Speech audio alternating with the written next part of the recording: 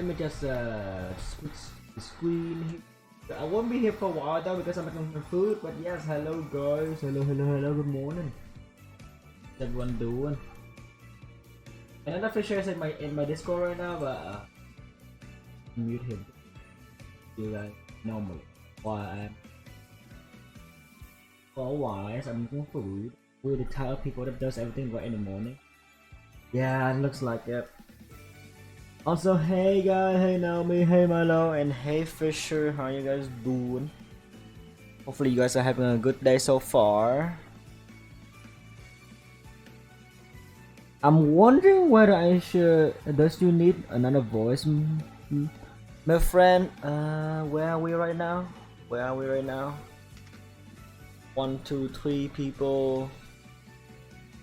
I think I can use a bit of. I can use a voice. It's a small section, but I can use a voice. Yeah, I can do that. I'm wondering whether I can do I can continue doing another sections of Paranormal Side tonight or tomorrow night. I have to see. Yeah, so I got a stronger all the enemies got weaker. Also got to Fortnite. CCC. But yeah, I'm wondering. So yeah, I just want to let you know about that. Gotcha. But hey Naomi, are you available like later tonight or like tomorrow night? Because when we just in case we're gonna do continue with Paranormal Site, because yesterday Paranormal Site was insane. I'll tell you that. Like literally, I can literally just sacrifice a stream tomorrow night probably. What about tonight? Because I'm considering. Well, it depends on. Usually more available at night. Gotcha, guys. I'm gauging whether I have the strength to the strength and the schedule. I think my schedule so far is pretty open. Not gonna lie. So I wonder whether more people can join us on Paranormal Side, because last night was insane. I can literally just like sacrifice a stream where we just go back to the what is that again? Just like watch the VOD, just like last time, but this time for Paranormal Side, yeah. But hey, it's been great. It's been great, guys. Highly recommended. Paranormal Side. It's wild. It's a visual novel. It's a horror visual novel. And it scares me more than a horror game. So that, and also it requires us to use more brain and think outside the box as well, and how it utilize the medium K-pop. But I realized my voice kind of fucked. My throat is.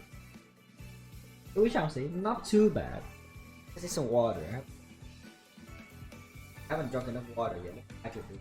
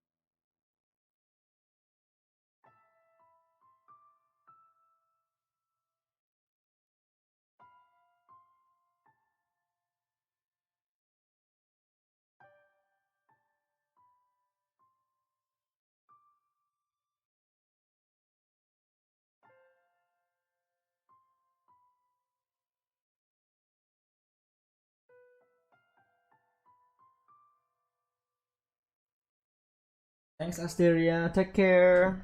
Thank you for coming by and have a wonderful day. Okay, have a wonderful day. Thank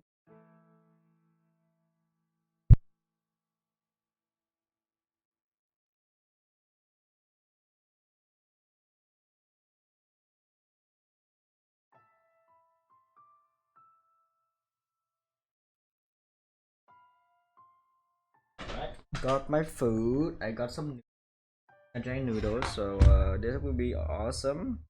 I think later this noon I might try to like makeshift a makeshift spaghetti. You too, Hugh. Appreciate Asteria. Don't be sad. Don't be sad. It's okay. Take your time. Have fun. Have a wonderful time with your.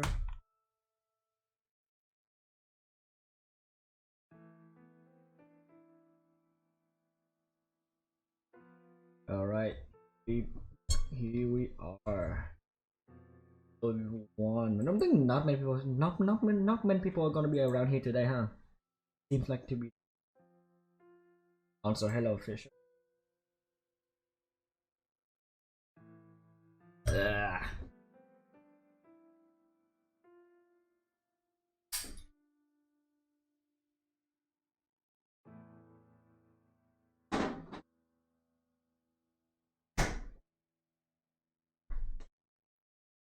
Today's stream is gonna be so hard.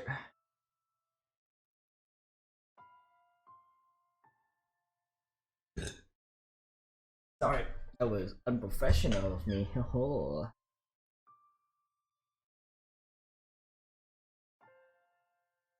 Hey, here we are right now. Everyone, for the morning people, have you guys got your breakfast yet? I know that Milo is getting.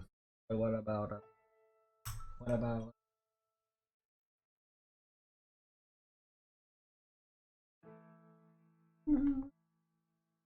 Hello, hello. Hello, hello, hello. Oh, oh.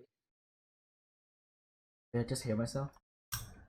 No, that's Jan. Hi, Oh, Jan. oh, that's Jan. I can't hear. Hey, Jan. Yo. What's up, dude? What's up? What's Yo, up? yo. I'm tired.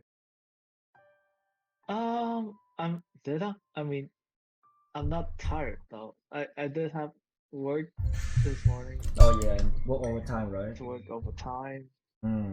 but I'm not tired. I'm tired. Gotcha. In fact, like, yeah, because like this morning I went to a coffee shop that know, that Vivian recommended, and it's really nice. No, Like the place is super cute. that's awesome. Uh-huh. Right, man. Gotta go. Okay, see you, Milo. Hey, welcome, dude. Oh, Welcome. wait. You're already on stream. Yeah, Okay. stream. Right. Okay. I'm eating right now though, so. Hello, hello. Okay. Hello. The hell? Hello. I thought you said 3:30. Is it 3:30? Wait, what? What do you mean 3:30? Oh my god. Oh, I It's mean like you said 9:30 EST. 9:30. Yeah, yeah, Yeah. 9:30. But Yeah, then, so it will be like 8:30 my side, but we stream late. It's okay. yeah, got some internet issue. Oh, I calculated it wrong then. You good? Impossible. I Okay, see you, Naomi. Take care. I literally, guys, right now I'm like, want to stream this game. Obviously, I want to continue, but then I also like, kind of want you guys want to show the VOD to you. Paranormal. Oh, you Lord. stream paranormal side like at night at my in my place. I can't Yeah, join. so I need to consider. I mean, I'm considering, right? So I asked last night. I talked with like the owner, and I wonder. So I kind of think about what if I start something. So I stream a bunch of games, but then what if we have something specifically just for the weekend, or like new weekend? So Friday, so the three last days of Friday, Saturday and Sunday. It's gonna be those. Within those days, we're going to do like no, visual novel only. There's Yeah, yeah, maybe. Yeah, there's that that. sounds good. Yeah, but there's also this. So right now we are having two slots of in the morning for Fata Morgana already, And Mhm. and Paranormal Side right now it's on Friday or any day within a week. It really depends. But the reason why I want to do it at night, but first of all, it's like for my own sake. It's a horror game. It's a horror visual novel game, and it scares me more than the freaking horror game, like normal FPS horror game. So that's insane.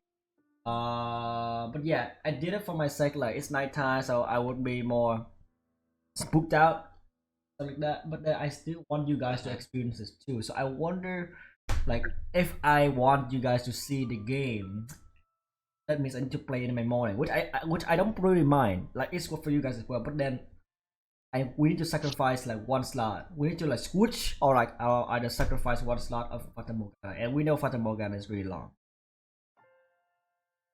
So I'm worrying about that.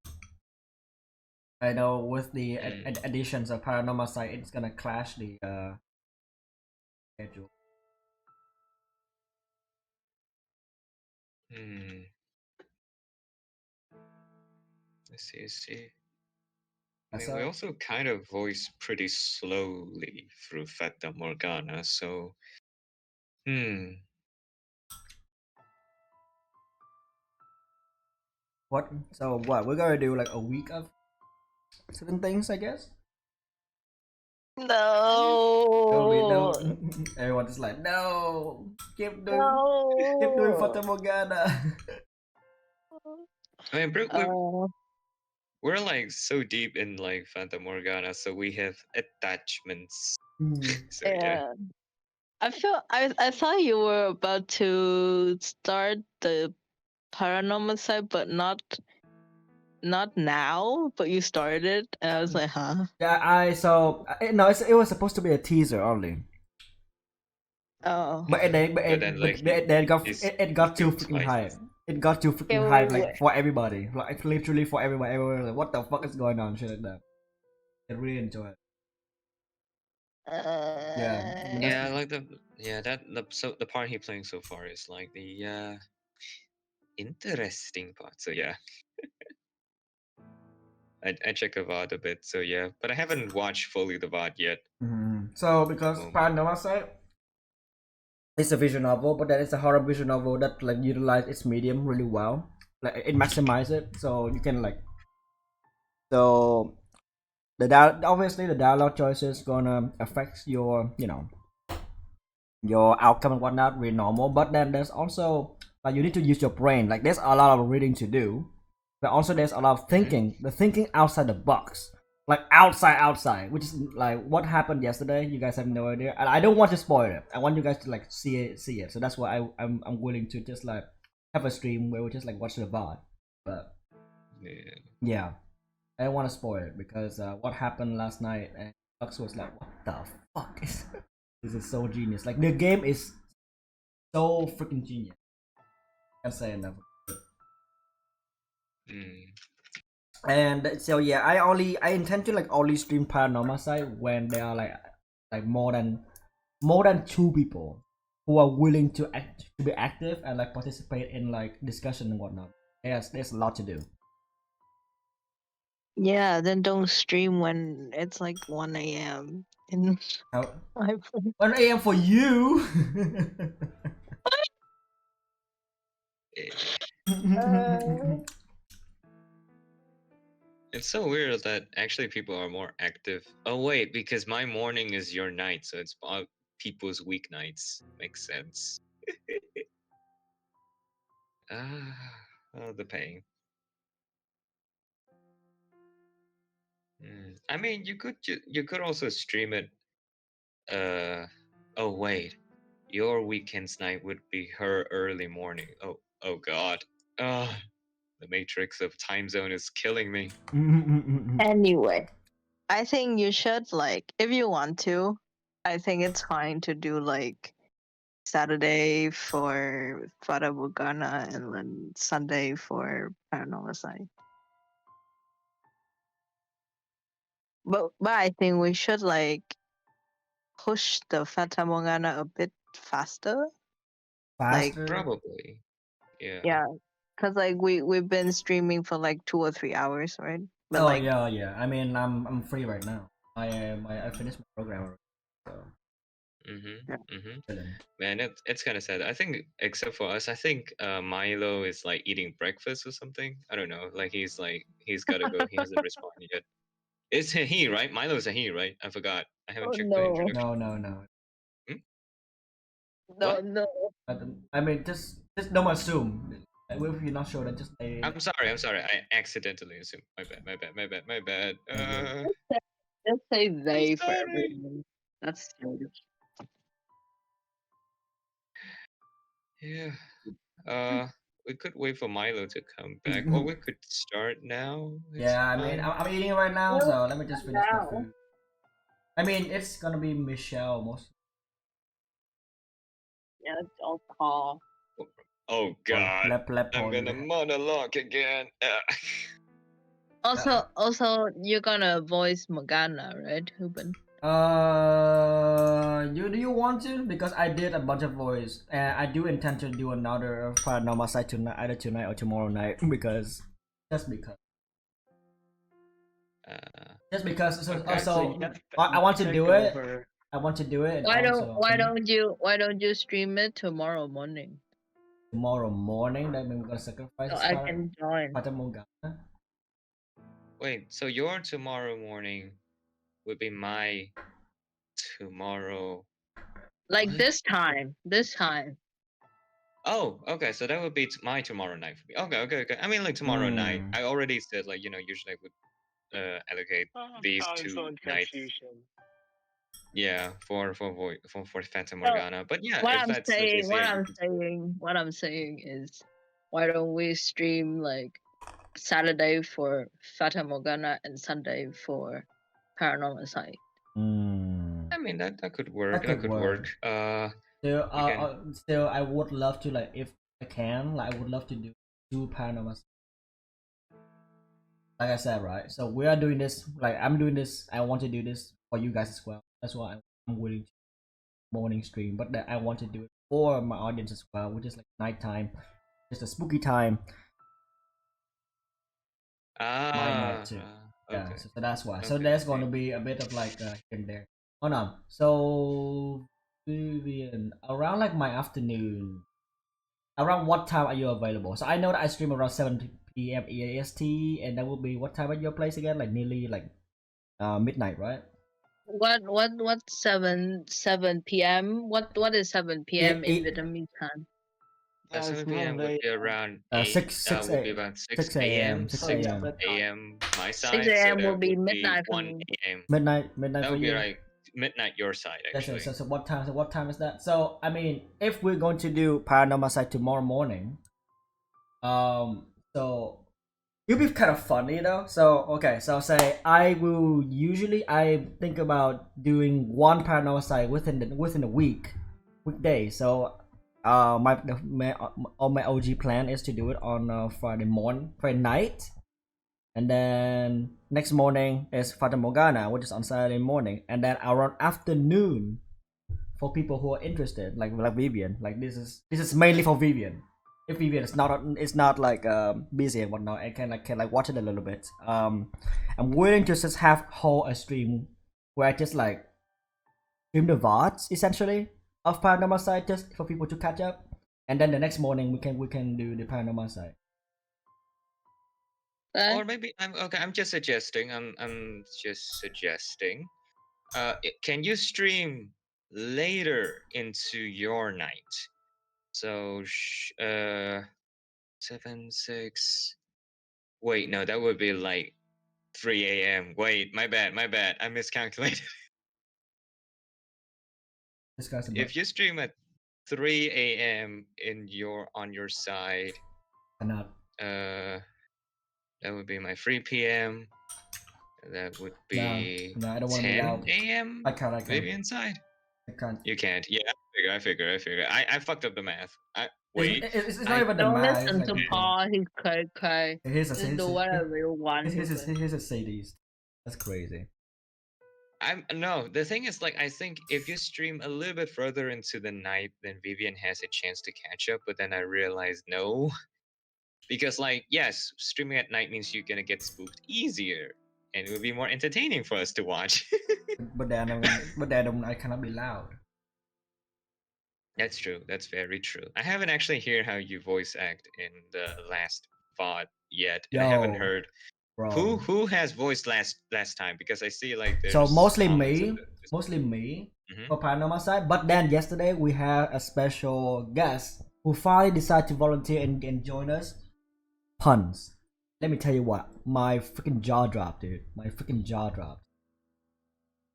Okay. Like they are Oh, that good. They are that good. Holy crap! Like I know, like they're shy and they usually say like my voice kind of annoying. I'm like, what the hell do you mean? And yeah, they review that they usually do like dramatic like voice acting for video game whenever they have a time just to do it. So I'm like, yep, uh-huh. yep. You definitely have some sort of experience, so very good. It's very good. I would love to show you guys, but yeah, The fuck? Like they voice video games, but they say that their voice is yeah. annoying. I have no idea. It's just strange. I think that because I don't know, man. If it works, it works. It works, Like as yeah. long I as we mean, yeah. practice, I then we I, I need kinda. to I need to I need to I need to tell them that like, yo, don't let anybody tell you otherwise. Literally, you guys gonna be fucked. I did try a little bit Italian yesterday. It was funny. Like when I voiced for the for Richter Kai, remember Fisher, the private detective, the Michael Jackson guy. Uh-huh. Yeah, Uh-huh. I tried Italian accent on that guy. So funny. Okay. Yeah. Oh yeah, because yeah. I didn't follow up to the very end of the stream too. Yeah, I missed completely. I didn't know how you voice him. Yeah. So okay, so Vivian. So say like after this stream, are you having any plan after this? I know you've been busy, so I just wonder because if not, I I can don't stream. really have any plan, but I have to eat and stuff. That's Oh it. yeah, okay. Then I just like have it on. I just have my stream on, and I'm gonna stream the Paranormal Side bot. Then Cool. you cool with that? Then I just like stream it, and then Yeah. like later on tonight I can. No. I'm gonna. Okay, so we're gonna stream Paranormal Side tomorrow morning then. Yeah. Tomorrow morning. Okay. Tomorrow morning. Tomorrow morning. Okay. Yeah. Okay. So that means we are sacrificing a slot for that game. Sacrificing a slot of Fata Morgana for that. That means we need to push this game faster. And also we should have like a longer app. Right now it's already like it's already 10 here. I mean I don't mind. Like I don't have anything to do except for going to Baskin Robbins just to get like cookie and cream ice cream. Down on the sugar, buddy. Me and my fucking sweet tooth, man. Goddamn. Do you want to do some jumping jacks or Ew. you know Ew. Stop burpees? eating ice cream, man. What the hell? I'm depressed. I need my ice cream. No, you should need your ice cream. What you need is 10 push-ups, man. Fuck you. No. Yeah. No, not That's that. I'm eating. No, Oh no. yeah. Burpee. Dude, I'm eating. Oh lord. I'm saving this. I'm saving this. Do it. I'm saving this. I'm saving this. I'm saving this for later. I have enough scores for points for that now, so I can make you do 10 push-ups. Hold on. Let me show you. Also, Paul has more than enough. Yeah, obviously. Yeah, I have more than enough. I'm just waiting. Yeah, you know what? Yeah, you gotta work for that. You gotta work for that sweet old Baskin Robin, man. Nah, I will get the Baskin Robbins beat. I'm angry. Hold on, give me a moment. Let me show Vivian something. So Vivian, if you haven't like react to one of the to the new role for the not safe for work art new role, let me show you this. Oh yeah, You're do showing it. this. Oh my God. lord. Oh my god. Here we go. Here we go. Oh god. What's happening? I Here don't know what's we happening. go. What's happening? It's glorious. It's glorious. Yes. Huh? Give me a moment. Give me a moment. Give me a moment. I'm confused. What is this about? Why did you? Why did you delete? your profile, bro. Ah! I You showed the didn't damn You thing. didn't have that preset saved. Well, I showed the thing. Can you guys see it on the stream? Yeah. Yep. Yeah. I'm not on the Check- stream. You're on the I'm stream. my Okay, phone. okay. Cool, Check the cool, stream. cool, Check cool, the cool. stream, No, Vivian. no, no, no, Check no, no, no, no, the no, no, stream. no, no, no, no, no. I will hide it and I will show it on like. Oh, you're gonna hide it. All right, cool. So, can Vivian go in now? No, not yet. Yeah, mom. We're not streaming on Discord. No, I'm not. No, Uh-huh. on Twitch. On Twitch. He's on I'm on Twitch. my phone. Well, sucks to be you. I mean, And you could just you. swap out. You could just like tap out. It would still keep the Discord call. Just don't turn on the audio. Okay. Where is he? Mia. Thing. Yeah, I'm greeted with apps. That's nice. You're not the chosen one today, I see. Oh lord. Chemo and press. Until. Oh, I see. Ah.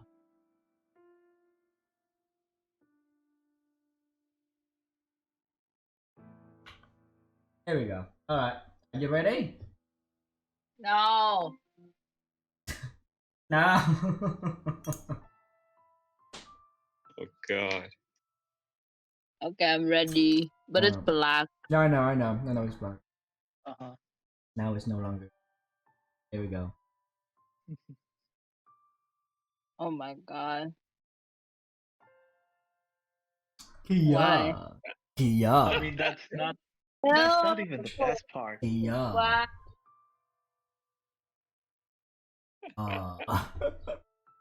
Ew, are you gonna use that in Fata Morgana? No, I wouldn't. So, especially for Fata Morgana or like for serious stream, I don't want it on the stream. So, I would tell everybody like, please don't use this because we're gonna be serious. We don't want to ruin the vibe. Do the action, yeah. Don't Nia deep. Do the action. What do you yeah. mean? What do you mean? I look buff as fuck. That's why I do nya. No, bruh. Here's the Nah. thing. You're buff, but you still have the high pitch Nia. Well- the Gap Moe. Well, you're not the one on the stream. Shut up. Nya. I already redeemed Nia. I know. Give me the Nia. I know. I did not specify. I did not specify either. Is Keep this one. argument? The fuck is this? All I'm Anyway, saying is you can Is push everybody forward. done with the breakfast? I need done. Oh, Oh god. oh god. I'm still a bit surprised. Actually, like Naomi is still in the stream for some reason. I can still tag her. What? I don't know. I can still tag. Wait, I can still tag Naomi and Asteria here. Wait, never mind. How is being Weird. weird today? No, I am actually slightly. This week has been weird for me, so I'm very weird. Is your brain okay, Paul? I don't think so. Okay. I was like super low energy before the stream, actually.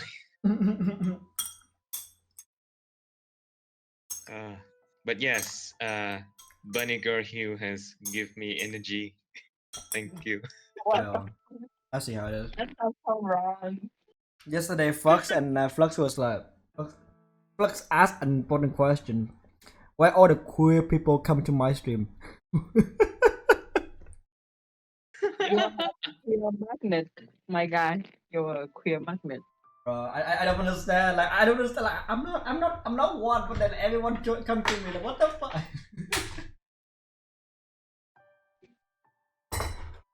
Like out of all the people in high school, who like you were the one that I chose to be friends with. That's wild. Why? Why me? I'm not only like magnet, but also like I start like, hey, you're my friend, cool, and then later on you're like, hey, that's a friend, that's my favorite. you might want to like get to know them, and then Vivian's like okay, and then there's Jan, there's Bahora, and there's that, and then the entire gang. The fucking bridge, man. Oh, I literally, Yeah, I'm literally the bridge for everybody. I'm like, what the fuck? Everyone step on Hugh. Okay, yeah, do it more. Oh my god. Thinking about something like that. And this is why. This is why. freaking bottom left bottom left behavior. No. I could sense it. Sense it for real. All right then, so that means I will not do paranormal side tonight. And I'm gonna stream. I'm gonna be sitting around as well.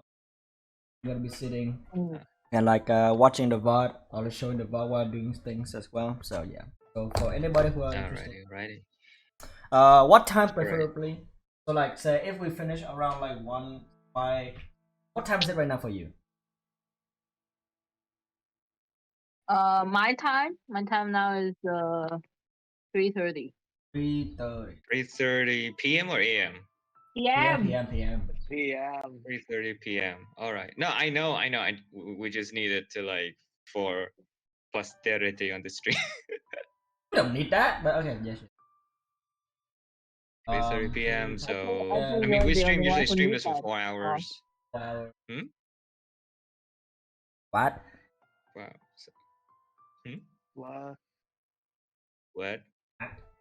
What? What? What? What? Where? Quack. Where?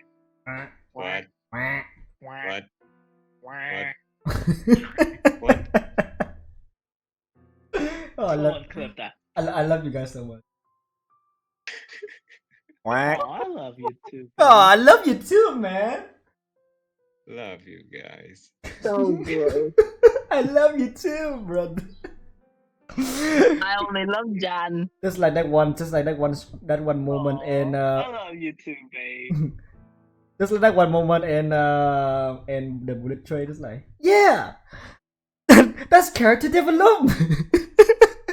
Love you too, man. When Brad Pitt did a line. All right, so I just finished my food. Let me just go and wash my hands, wash my bowl, and then we are ready to go. Huh? You watch your ball? Vivian. Yeah, You don't I wash watched. your balls, Vivian. Yeah, you want your balls even? That's crazy. You got balls not doing that. We're back. God damn it. Watch your ball? Okay.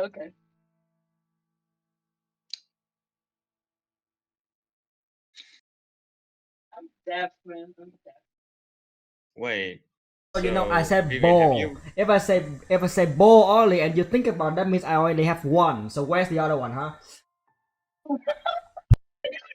I don't know how many balls you have, dude. Wait. What now? What now? What? Okay, not every guys have 2 balls, okay? That's true. That's very true. I have a Yeah. pair. Okay, I have a For pair. example, I've like never JoJo's seen your father. balls. I don't know how many balls you have. I have a pair. Okay, I have a pair. Okay. I can still say left and right. Oh Lord, it's so weird seeing like the main menu on the stream and then we're just talking about bowls. We're going there. We're going there. Oh no. Wait, so 3 p.m. So say we're gonna be streaming around 4, like around 4 hours. We might end around like 1, like 1 p.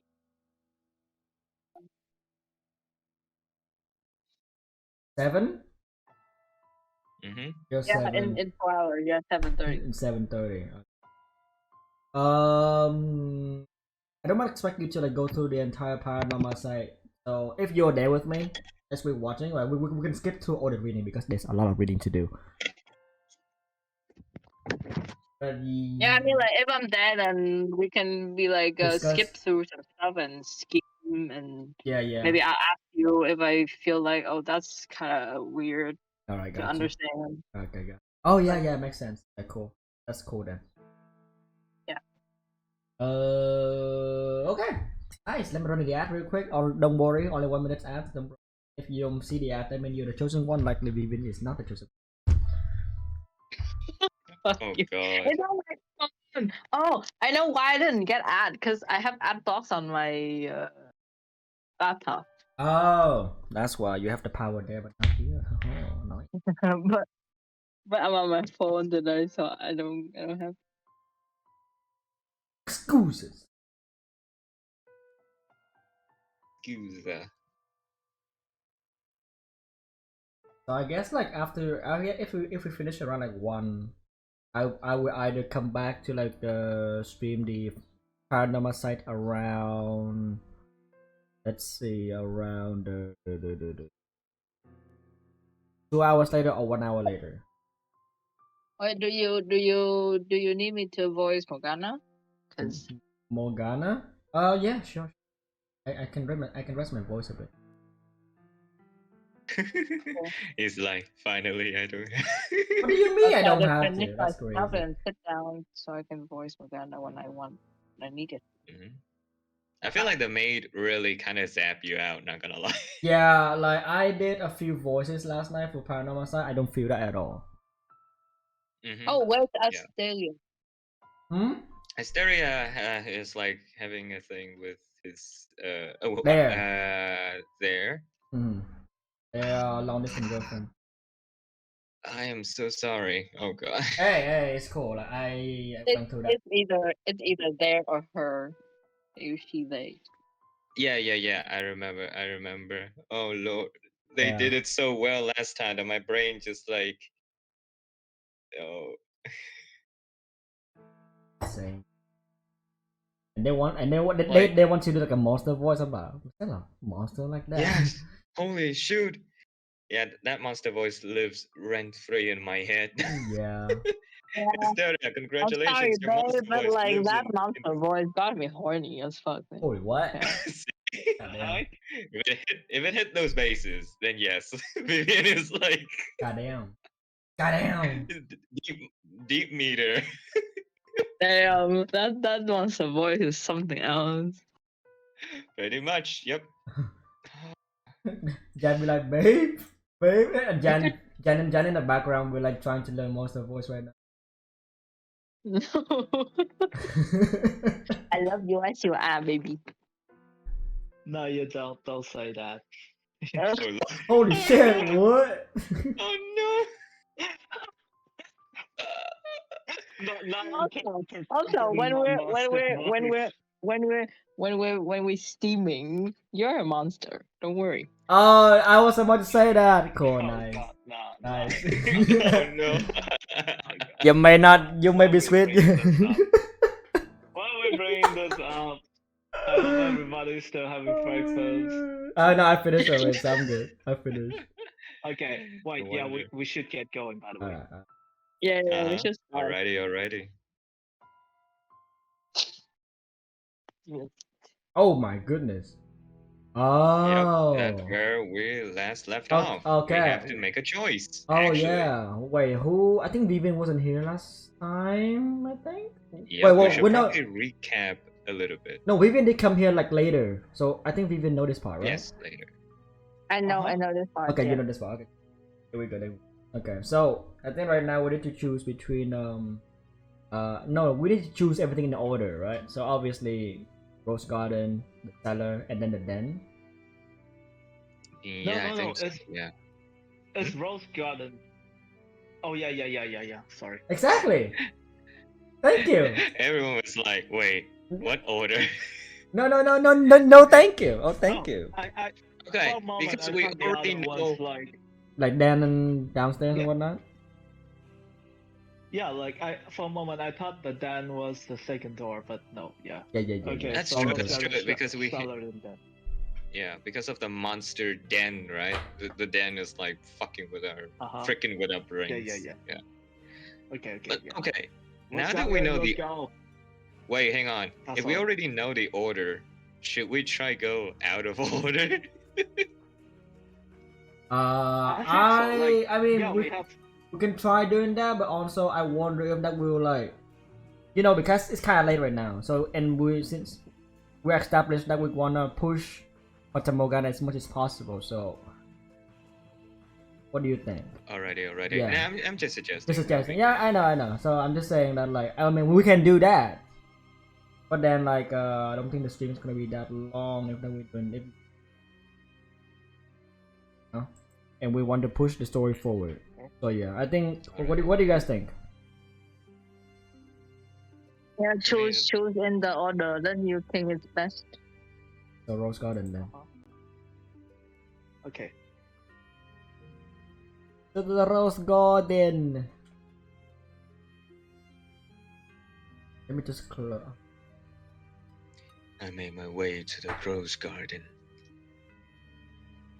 The corridor leading there is a mess, and the wooden door is rotting away. I can smell the flowers on the other side. Everything is different from when I was alive.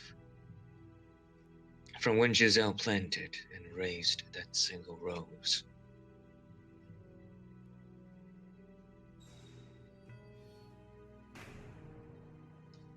A scene from the past spreads out before me.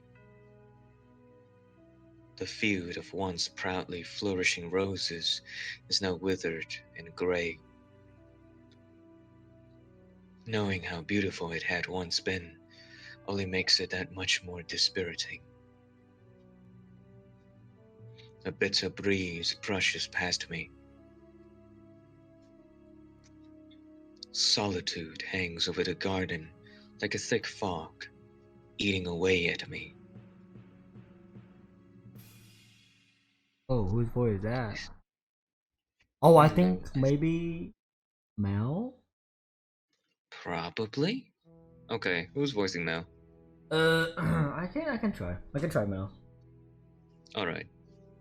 Wait, should I try Mel? Because later on, I think I'm pretty sure we're gonna meet me Yukimasa. Oh yeah, that's true. Yeah. I mean, You want I me to could. do it? Yeah, sure. Let's have you there. Okay. Let's try. Yeah. Become a kid. Okay, young boys. This isn't what I wanted.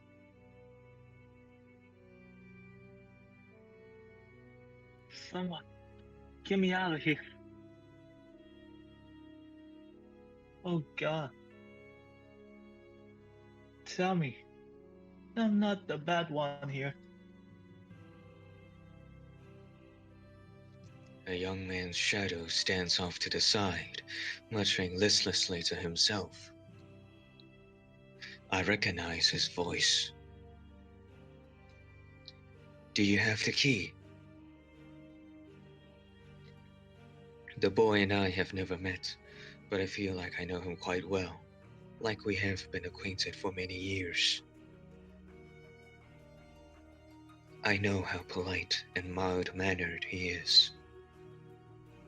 I know how kind and how vulnerable, how human his heart is.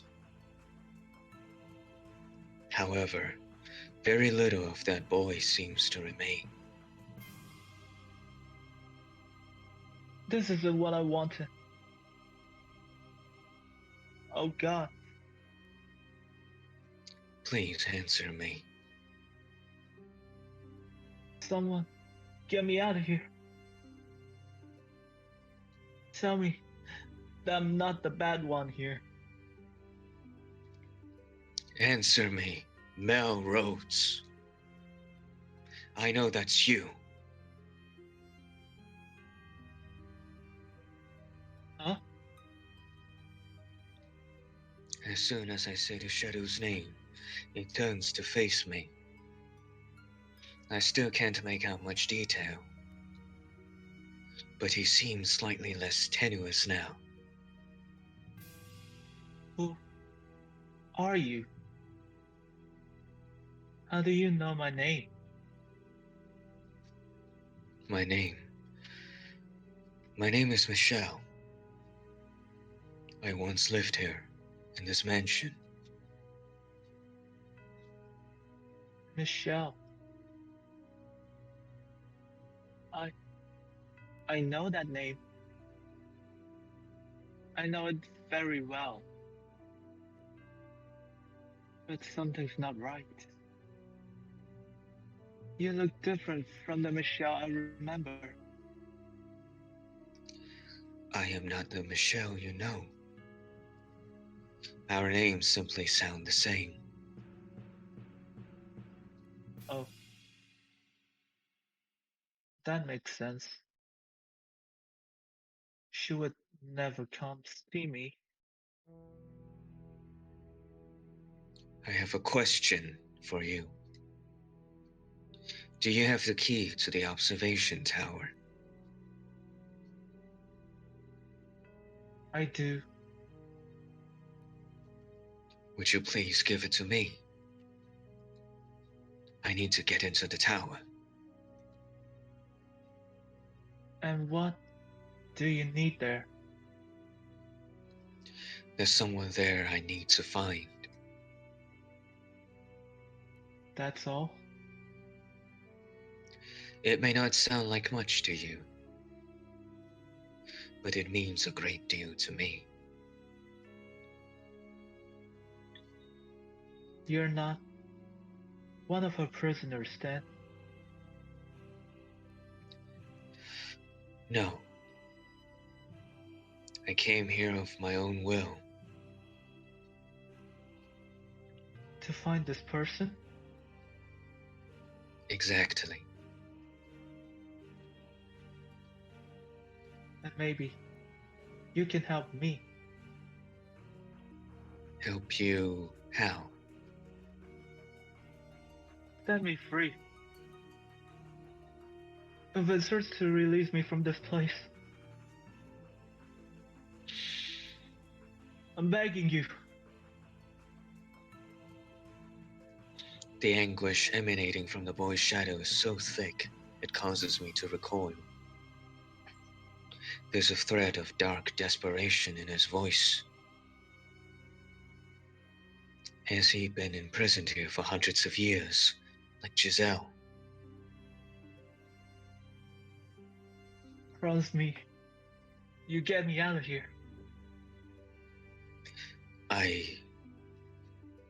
Am I even equipped to judge whether that would be a good decision or not? All I know of him is his time in the mansion during the era of roses. I know nothing else of his life. I don't even know if I would be capable of keeping such a promise. Do I have the strength to save anyone other than her? Do you absolutely need the key? You won't agree to help me without it, will you? What?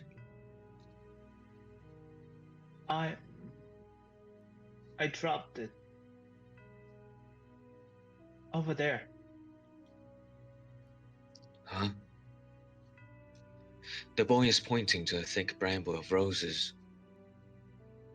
Despite the flowers themselves being wilted, the thorns are still sharp. It was an accident, I swear. But I didn't want to scratch up my arm, so I left it there. It's not my fault there are so many thorns.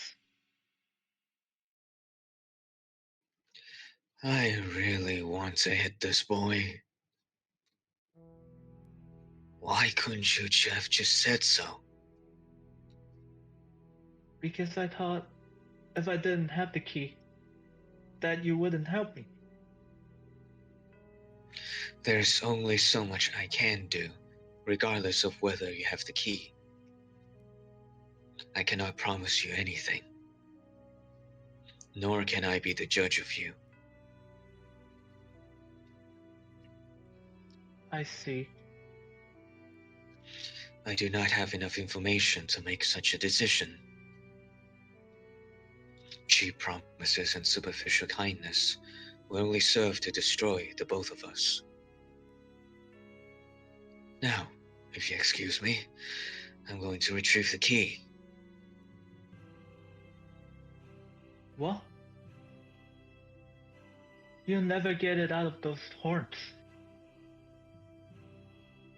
I don't care if it's at the bottom of the ocean. I will have that key.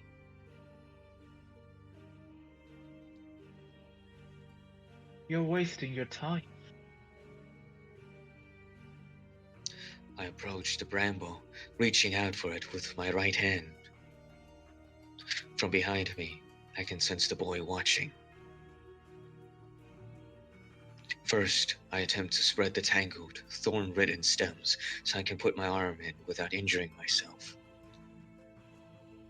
But they seem to be made of iron rather than plant. And my efforts prove mostly fruitless. The only opening is barely large enough to fit an arm in and resembles the toothy mouth of a beast. Looking around the garden, I can't find anything that look remotely useful. I guess my only option is reaching in. That's not going to stop me. I lean down, inserting my right arm into the thorny cavern. Immediately, they begin ripping at my sleeve and gashing at my flesh. Ugh. Blood spills down my arm. I'm long since dead, no longer human, but the pain is still agonizing, still very much real. She's out. She doesn't bleed. She doesn't feel pain. Am I not the same as her then? That doesn't matter right now. Focus on getting the damned key.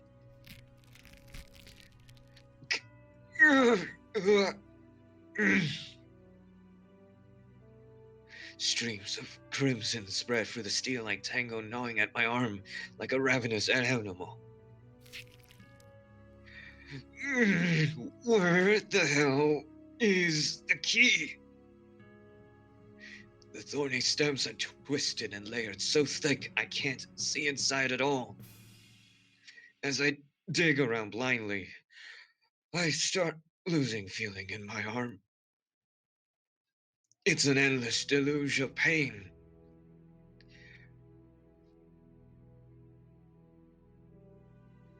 Jen, Hey, get it out.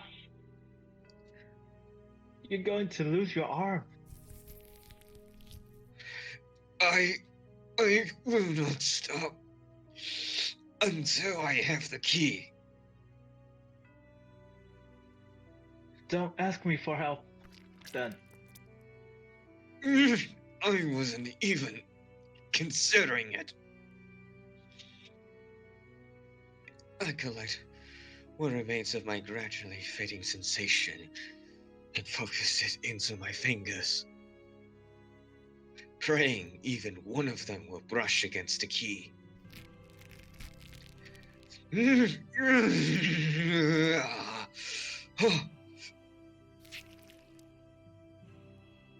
it!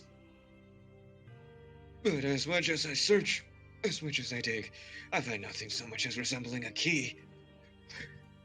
Which means it must be deeper than I can reach my arm. Even so, I cannot give up.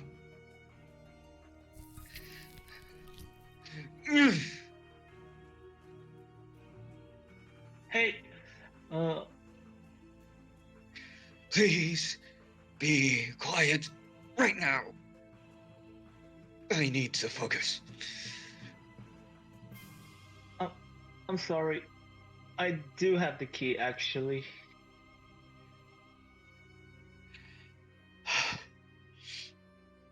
You what? I'm so sorry. It didn't look like you were willing to help, even if I gave it to you so. Plus, she told me not to give it to anyone, for any reason. Hold still so I can beat you! I didn't mean you any ill will. You most certainly did! I'll give you the key, so please have mercy. Trembling in fear, the boy's shadow sticks out a hand, holding a key. The arm I used to dig for the thorns is so bloody and gashed I can barely look at it. But it does still function. And so I take the key from him with my right hand. This mother freaker, dude. God, Mel, what? Why couldn't you use your other hand? That's gross. That's the idea? You're kind of a jerk, you know. That's a laugh. Coming from you. Do you have any idea how much that hurt? I know. I'm sorry, really. But hey, you're alive, so no big deal, right? Who wants to beat up Mel right now? Oh god. I do. Oh my god, what the fuck? But wait, can you actually say either of us are alive?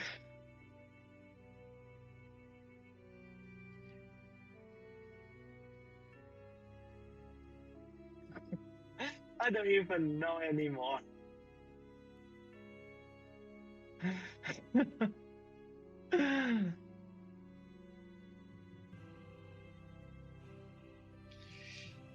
I do appreciate you giving me the key, though. Seeing as it seemed to be rather important to you, too. Hey, is this person you want to get back really worth going through all this for? She is.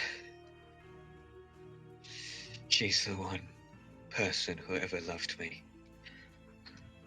And she's waiting for me. I see. You know, I had someone that meant a lot to me too. My sister. Which one? Which? The one with flaxen... The one with... Oh, sorry. The one with flaxen hair, like me. If you happen to see her, do something nice for her, please.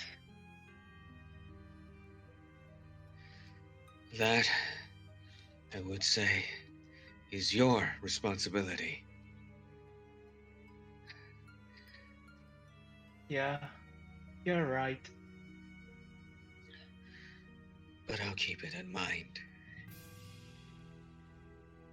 Thanks. In the tale I witnessed, the boy pushed his sister away.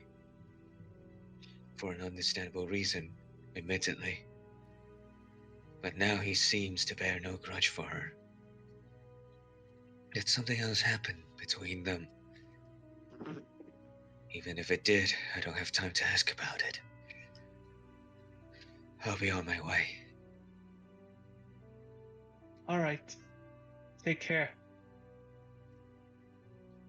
There are 2 more keys. Watch out though. They're not the most friendly people. And they'll probably be even more enraged locked up like this.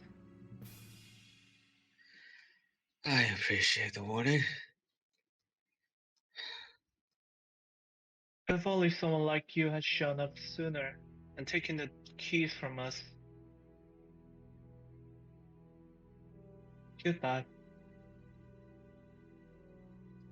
After bidding me farewell, the boy's phantom dissipates into the shadows of the rose garden. I wondered if he's gone back to mindlessly muttering his regrets. I should get going. All right. To the cellar we go. To the cellar we go. You understand? Yes, I Yeah. think so. Vivian Uh-huh. is still here. Fuck Mel. Yeah, Yes, fuck Mel. you're right, Vivian. Fuck Mel. Jesus Christ. He was like, it's no big deal, right? You alive? No big deal. No big deal. We're still alive. So the pain wouldn't matter. we chill, right? No problem. As long as it's not my problem, it's fine. Fucking Mel. Ugh. Here, it's just I so think weird. he's- You just like push it aside. That's even I mean, worse to be than the fair, first yeah, door like, story. that- God damn it. That's kind of, you know, the like typical wealthy. Hmm. I don't want to say like, Wealthy, you like know, but noble, yeah. noble children, I guess. Like, Nobility, nobility. ignorance thing, yeah. Yeah. Maybe. Yeah, Okay. and willing to like shift the blame on something else as long as it doesn't like like- harm them. Yeah. Crazy, dude. Alright, let's go to the cellar. To the Alright, cellar we alright. go. Okay. Also, yeah, if I just said- I'm not going to do the growling, okay? Oh, hey, sure. Yeah, I'm not Keep your gonna voice, do man. You have I'm two not gonna shows to do run. it. Alrighty. I descend the stairs, opening the cellar door. The first time I visited this room, the smell of blood from within was nearly suffocating. Now the entire house reeks of it, and I've started to grow numb to the odor. There's no one here. Am I in the wrong place? I began exploring the cellar, hoping to maybe finding the key hidden away or abandoned somewhere. As I reach my hand out to investigate one area,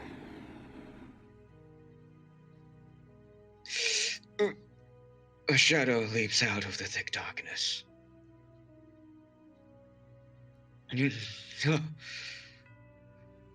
It's so swift I have no time to react. My body freezes in place. A shadow stands before me, holding the tip of a blade mere inches from my face. A key.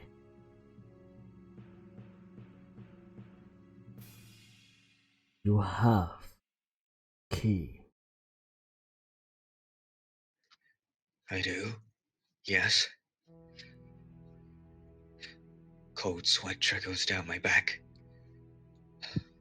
My voice is shaking, and there's no hiding it. The shade appears to be glaring at me, though I cannot make out its face. After a few seconds, it withdraws its blade. Let me see it.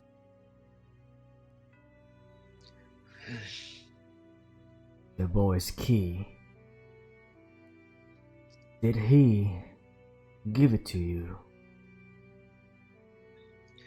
In the rose garden? Yes. Are you two acquaintances? How could that be, though? You were from a completely different era and country. Who? Who are you?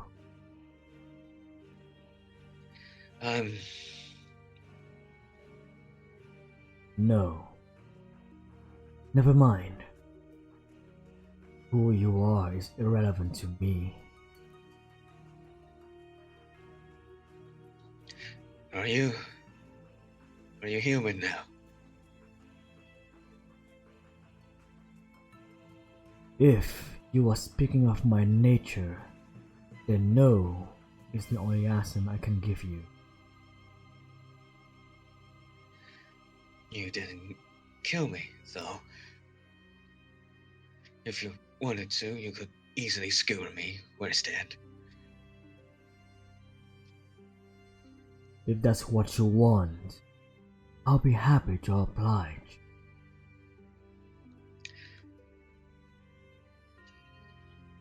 What did you come here for? For your key. I came to ask if you would give it to me. You mean to open that door? I need to get into the tower. Yes? I see. Take it. That's easy. Hello? The fucking mail is annoying as heck. The man's shadow tosses a key at my feet. I'm not quite sure what to think. I didn't expect him to give up so readily. What? Take it. Would not stab you in the back while you're bending over. I thought you were supposed to hold on to this at all cost. I no longer have any reason to guard that key. In the past, I might have severed your head from your shoulders the moment you mention it. What point in the past? That's the questions I wish I knew the answer to.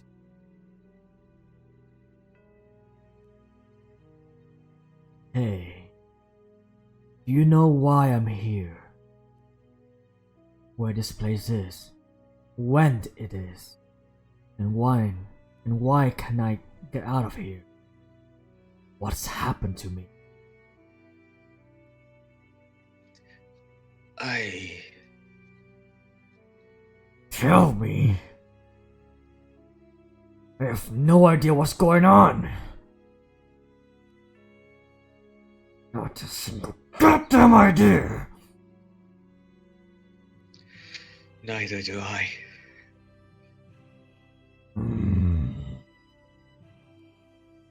Get out. Take the key and get out of here. Get out! I can't bring myself to say anything to the arranged shadow, so I follow his command, picking up the key and departing the cellar.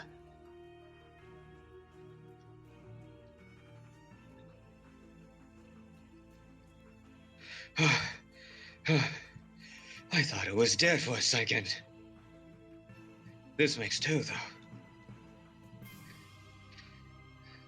What could have happened between these people? The painting mentioned a past with them. And Morgana spoke of the wicked men she cursed. Does that mean they did something awful enough to earn Morgana's spite? Huh. Right now, though, I must push onward. If I'm not mistaken, the final key should be in that room. The room with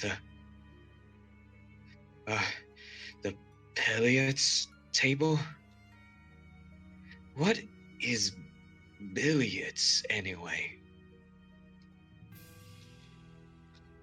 I should get moving.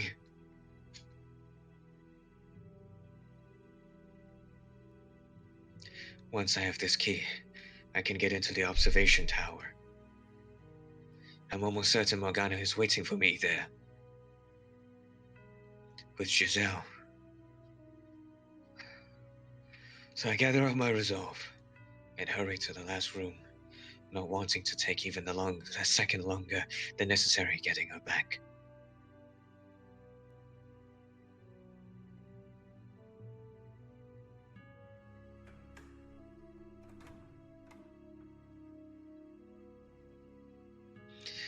I can hardly believe my eyes when I step into the den.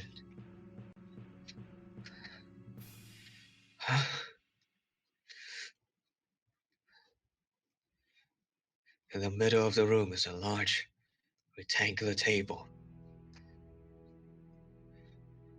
Several balls roll across its surface and perched on one corner. Looking down at the floor is her. Giselle! Giselle! The question of why she's here never crosses my mind. All I feel is elation to see her once more. There's no room for anything else in my mind. My head. I run over to her, put my hand on her shoulder. Thank goodness, you're all right. And turn her towards me. What? Ah!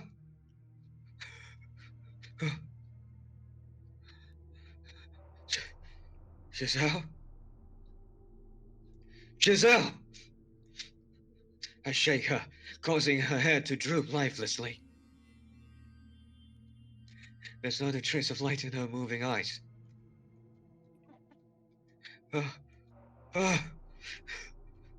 Why? Giselle, why?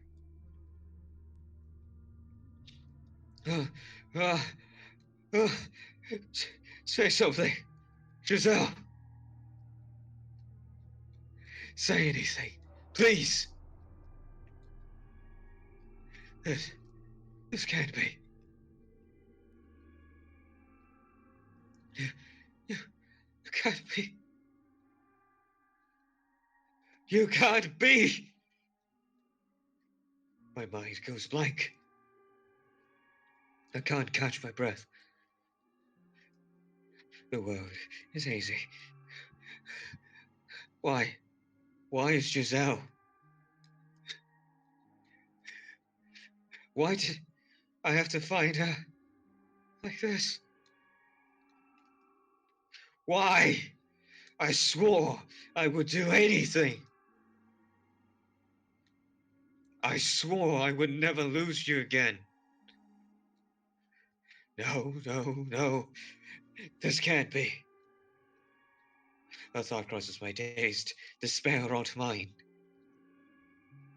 It's probably nothing more than vain hope, but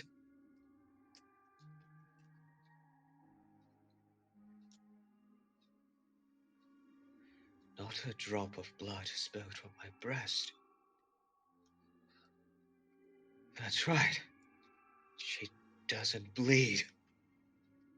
So this can't be her. This isn't her. Or maybe Morgana has the power to alter Giselle's very nature, kill her with a flick of her wrist. No, I don't even want to think about it. There's no hope to be found down that path. All I can do is pray. Beg for her to still be alive. Or, if alive isn't the right word, herself. My prayers brings me back to reality. Which is when I realize... Huh? There's something hard pressed against the back of my head. I hear a harsh, metallic click.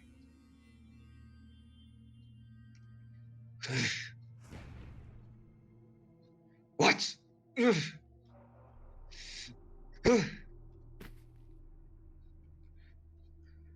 A piercing bang rips through the air as I drop to the hard floor. My ears are ringing painfully. Through the cloud of smoke and confusion, I see a man's silhouette.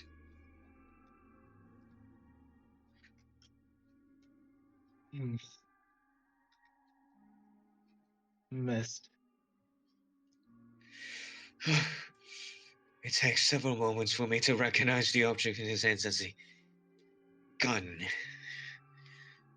Not only because it's draped in shadow, but because I have never seen one with my own eyes. Had I not witnessed what they were capable of wait. Had I not witnessed what they were capable of through the stories, I would not have understood how terrifying they were. Not a problem, though. I'll finish you with the next one. Now, you hold still, boy. Start running around like a rat, and I can't guarantee you a painless death.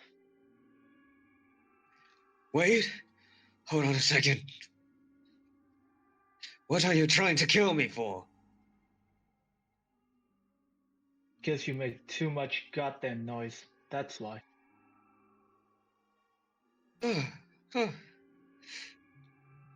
Don't tell me.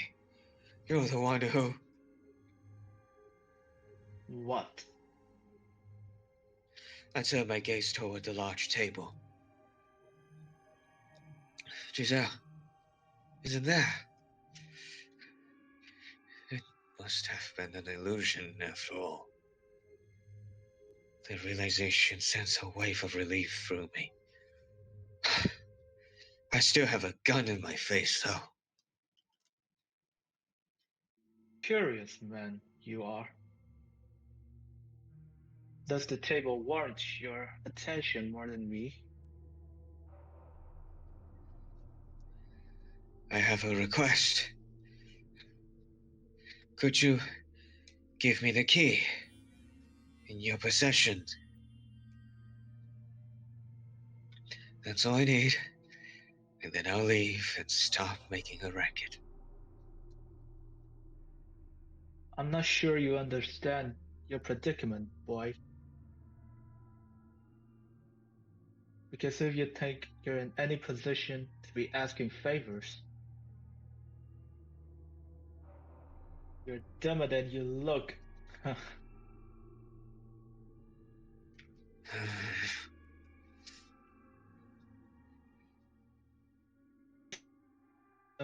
Okay, you're telling me. Oh dear, Jan, you're breaking up. Yep. I can't hear you threatening me.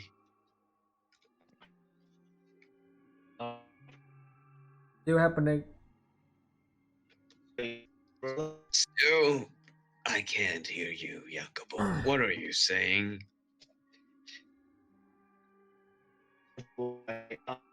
Yeah, I think you're gonna have to touch grass and then get back here.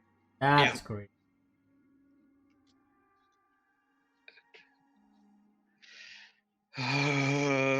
I get my hand hurts, and then I get a sword pointed at me, and I get shot at. God damn it! Yeah, Michelle gets gets everything. Ugh. He gets everything.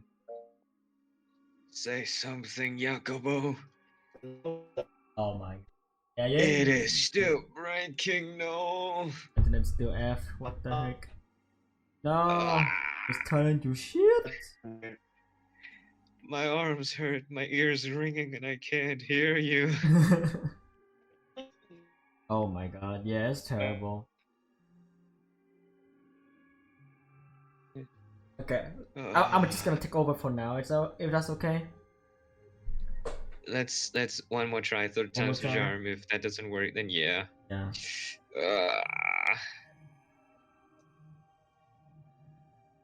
Come on, Jen, you can do this. Can do it. Come on. Also, like, why is this chapter so painful? We're gonna go through so much pain. I mean, it's one of those moments Wait, when what? there's one of those moments when Michelle has to prove himself, his devotions, his resolve. Okay, John, go say something. Say something. Hearing up, you should that's I was thinking about that. Jan, okay, try to say something.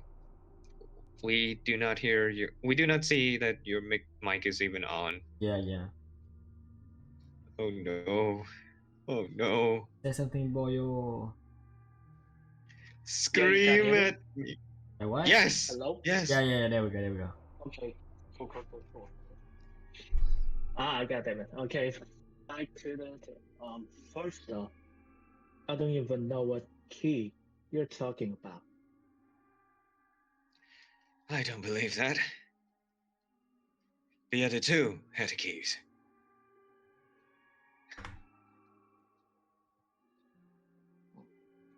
You're telling me they gave you the keys? It sounds like they really do know each other. See for yourself. I believe you should recognize these. Are you collecting them to enter the tower? Are you going to see Morgana? There seems to be a hint of tension in the man's voice. Though I can't see his face, I can sense the waves forming within him. I brace myself for either rejection or hot lead. But the aberration gives me neither. Take me with you. What? You have the other two keys, don't you? Then you can open the door. Bring me to the witch. Wait, slow down. What are you planning to do when you see her? What do you think? She has to. She has to. What? He's gone. She has to. What?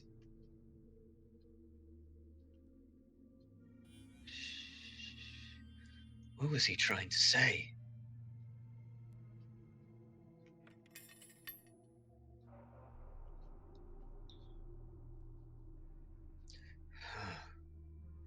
On the floor where the shade stood is a new key. Curious, though. I am about his last words. This makes three. I have all the keys now.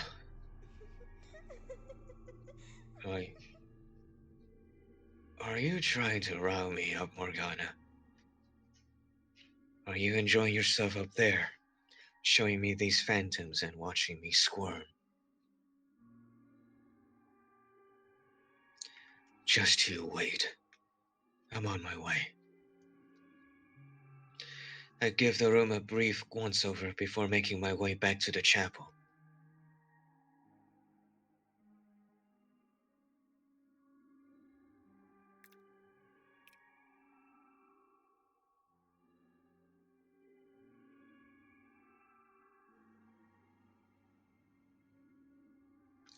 The keys fit perfectly in the openings on the lock, and when I insert the last one, it clicks open.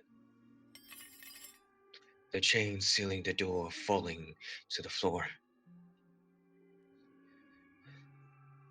They're waiting beyond this door, at the top of the stairs. I stop pondering what I can even do in a face-off against Morgana, which sends a nervous shudder down my spine. I'm not going to back down regardless, but she is a witch, and I'm a mere human. Formerly human. I'm not a master swordsman, nor do I wield a gun. I have nothing at all with which to fight her. I still have to confront the witch, though, no matter what.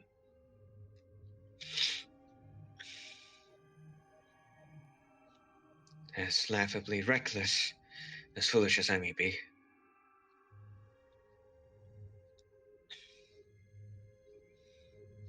I have no other option.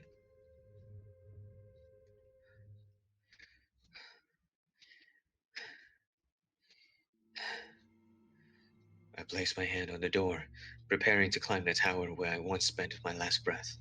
Giselle locked safely away in the chamber at the top. The tower where I first met the witch. No hesitation.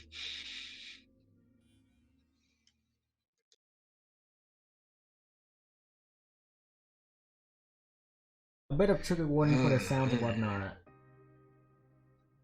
I would say trigger warning. Trigger warning. Do you agree? Oh yeah, This part? definitely. Yeah. Trigger warning time. Warning. What horrors? Oh lord. In this. Okay. Before we move on with this, I'm going to run the another ads because we are 10 minutes away from the ad, so I'm just gonna run it. Okay. Let me just pin this Nice, first. nice. Do it. Okay. On and.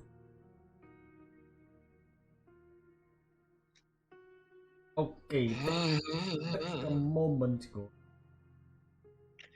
Wait, I wonder who's in the chat at the moment. Hey yo, anyone in the chat? Type. Pretty sure want to know? Downer might be in here. Might be. I realized Okay. that like Downer was there in the paranormal side, but then like he wasn't saying anything. Okay. Yeah. Okay, so I know like there's you, there's me, there's. Oh yeah, that's fine. Oh, okay. Okay. Milo hasn't come back yet. No, don't worry, sad. don't worry about it. Just don't worry about it. Yeah. PK. Yo, PK say, oh, never mind. Now we worry. Yo, PK, it's been so long, PK. My goodness. Seriously, missed you. It matters now. It matters now. Oh lord. Hi. Yo, Hi. PK, it's been so long. How you doing, PK? Oh. We miss you. What the hell? Where have you been? Pause giggling. The OG, Giggling. the OG Oh. right here. Hello Yes. there, man. How's it going? Javier. Dude, how's it been? How's it been, How are you PK? doing? I saw you started like liking a few of my posts yesterday. Like, I was like, whoa, PK is back. It's been so long. I just like collect Oh, dirty Lord. proof. Oof. Yeah. Oh Lord, that was.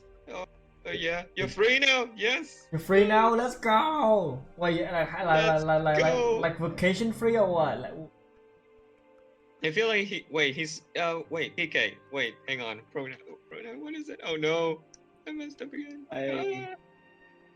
We all get fucked over by college sometimes. it do be like that for sure. Yeah, do be like that. Okay, not gonna lie though, yeah, college can be like very oof sometimes. Yeah. Hey, you can share if you wanna, but otherwise, we're just glad you're here. Nice having you here again, PK. Oh yeah, yeah. Should we just recap that Michelle? Wait, PK, do you know who Michelle is? I don't think so. Oh no. Oh Lord. Do the thing. Just do the thing. I'm gonna go get my water real quick. Yeah, you guys get some water too. And then once Yes, we're back, yes, we're gonna like recap for PK a little bit, and then I'm going to run the ad. Okay. So just get your thing. BRB. Let me grab my water too. I mean, I'm just grabbing water. I'm fine. I already drank my water. Michelle is the master. Isn't them? I think. Okay. So what is like your last remembered detail of of the story? Because a lot has going on. A lot has going on.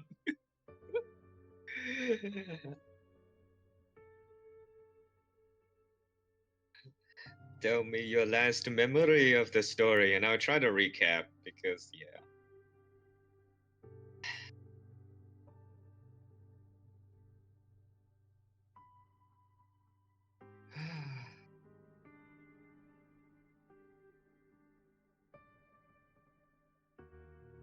And yeah.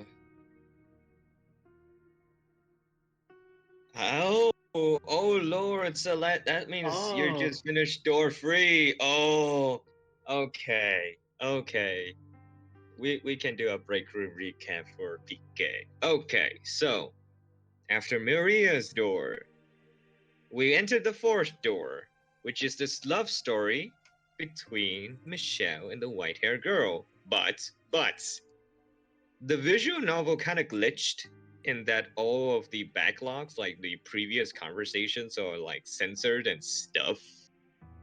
And then we realize the witch is talking to the main player character in the mansion.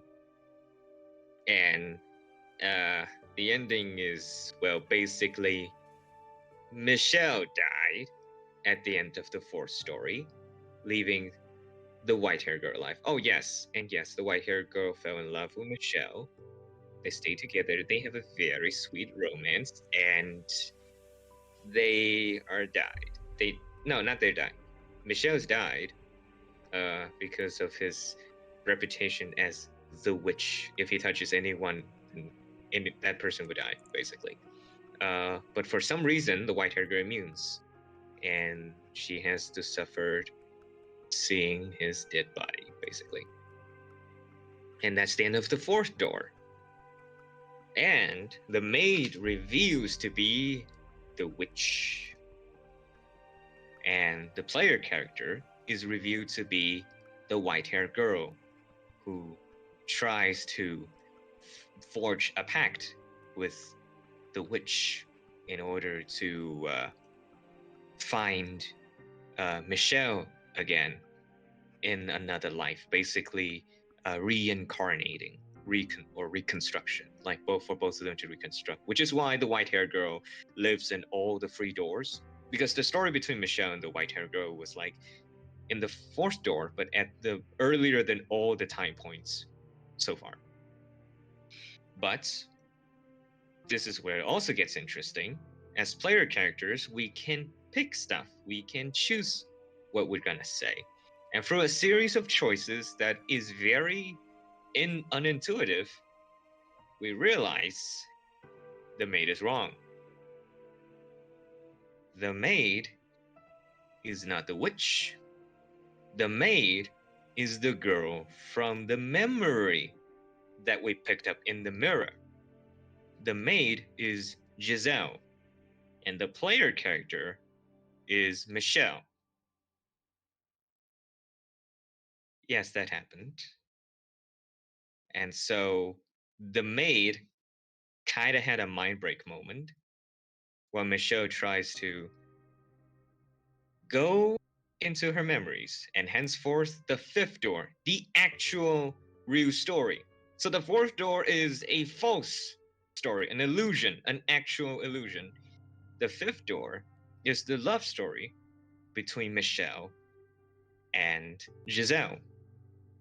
Michelle does not have any supernatural power, but he is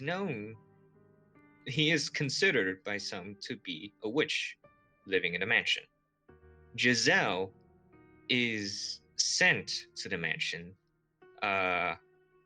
in exile with the task to take care of the man living in the mansion, Michelle.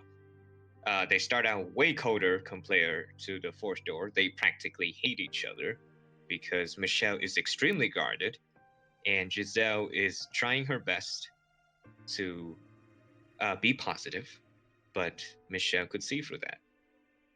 And so, after a series of events, Giselle left the mansion, practically run away, after Michelle believes that she is trying to get the dirt on him, to kill him, or to defame his family. Giselle lived outside the mansion for a while, in a village nearby, but turns out that village that was kind-hearted when taking her in becomes very hostile when a nobility tries to tax the hell out of that land, and she has to flee. No, she has to survive by guiding them back to the mansion because they were doubting that she was a thief at the place, and she has to survive. So she has to like basically snitch the house. So Michelle comes out and does the best "I am the witch" and like chased away the villagers. And he would almost chase away Giselle again until Giselle breaks down and like just, you know, kill me kind of thing. But this is when Michelle gets confused.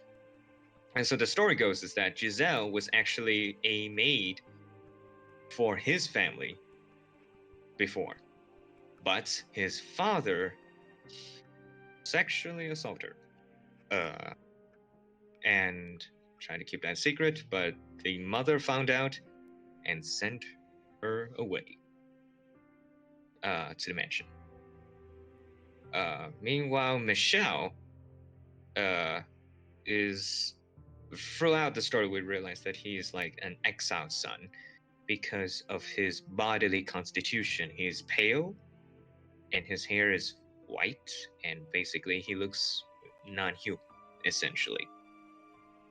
So after they have a conversation, they decided to let's do this again. Let's stay together at the mansion again. This time not as master and servant, but just two people trying to live. Because besides each other, they don't really have anyone else to rely to. And a year passes. They begin opening up to each other very slowly, but very, how should I say, mutual. And then they both fell in love with one another. And there's a bit of back and forth because Michelle is like uncontrollably like fall for her. Giselle is super confused, and then Michelle goes for tsundere. But they both come together, and they both spend lovely months together until they receive the letter that the father died. And with the father death means two things: that the trauma of Giselle's life is gone, and also this also means Michelle can go back to the mansion, can go back to his family, because originally he was exiled. He wasn't just exiled, he has to stay in the mansion so that his father won't kill him for some reason. And so Michelle thought it would be best to notify the brother. Yes, Michelle has two brothers and still has the mother. And so he's like mailing his brother, like, okay, you can pick me up now. But also, he mails to his mother that he is a man now.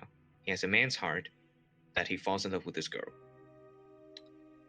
But for some reason, right after those two mails, the mansion got raided by soldiers, knights. And both Giselle and Michelle has to take refuge on top of the observation tower. And so, realizing that they will not stop until they kill whoever's in the mansion, Michelle goes full out of body stuff, and he's like, the witch will protect you. And he closed the door to the observation tower, so basically he sacrificed himself to keep Giselle safe. And then he was killed and dragged away. His body's not seen. Giselle falls into despair, and the witch finally spoke to her. So yes, the witch is real. The witch Morgana is real.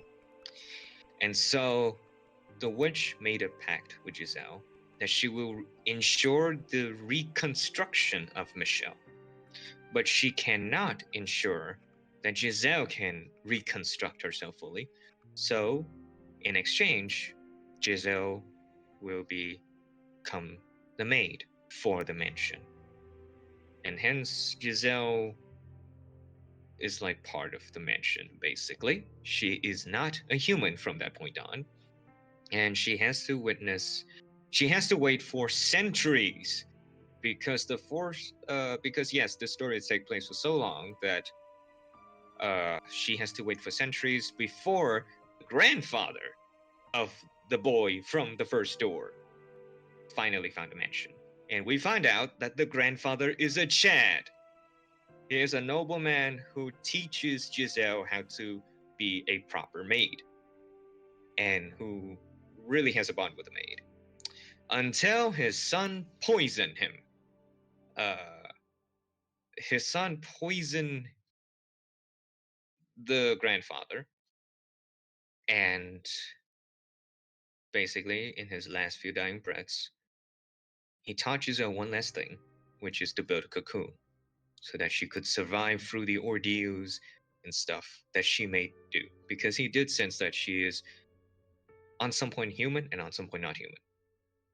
And then he told her to, instead of telling everyone that he died because his son poisoned him, he tell her to make sure everyone knows that he died with a beautiful nurse by his side. So yes, that joke about him banging the nurse is because he was Chad enough so that he doesn't want to be called die by poisoning. And then the next morning he strangled himself to death. Yes, that happened. And so after that ordeal, Giselle also finds out, for real, that she is not human anymore. She cannot bleed. She cannot be hurt. And so she becomes slowly going through all of the events of all three doors. She saw both Mel and Nellie enter the mansion and see the mansion like swallowing them. She has to learn to chop body parts because the beast told her to do so at the beginning of door 2 after he killed the first person in the mansion. And then the beast finds out that no, the maid is not human too. Yes, that happened. And then on door 3, she basically, oh dear, you haven't, oh my god.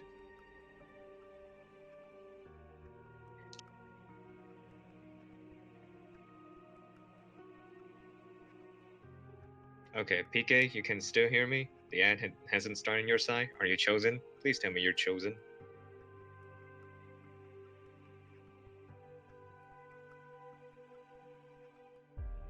Oof.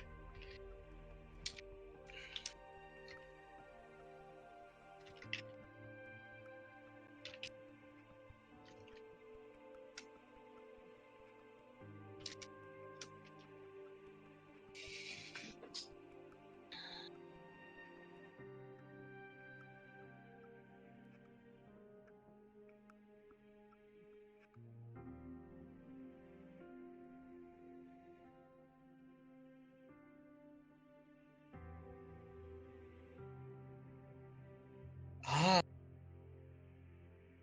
Okay. Alright, cool. So the maid was not human. Oh, yes. The third door.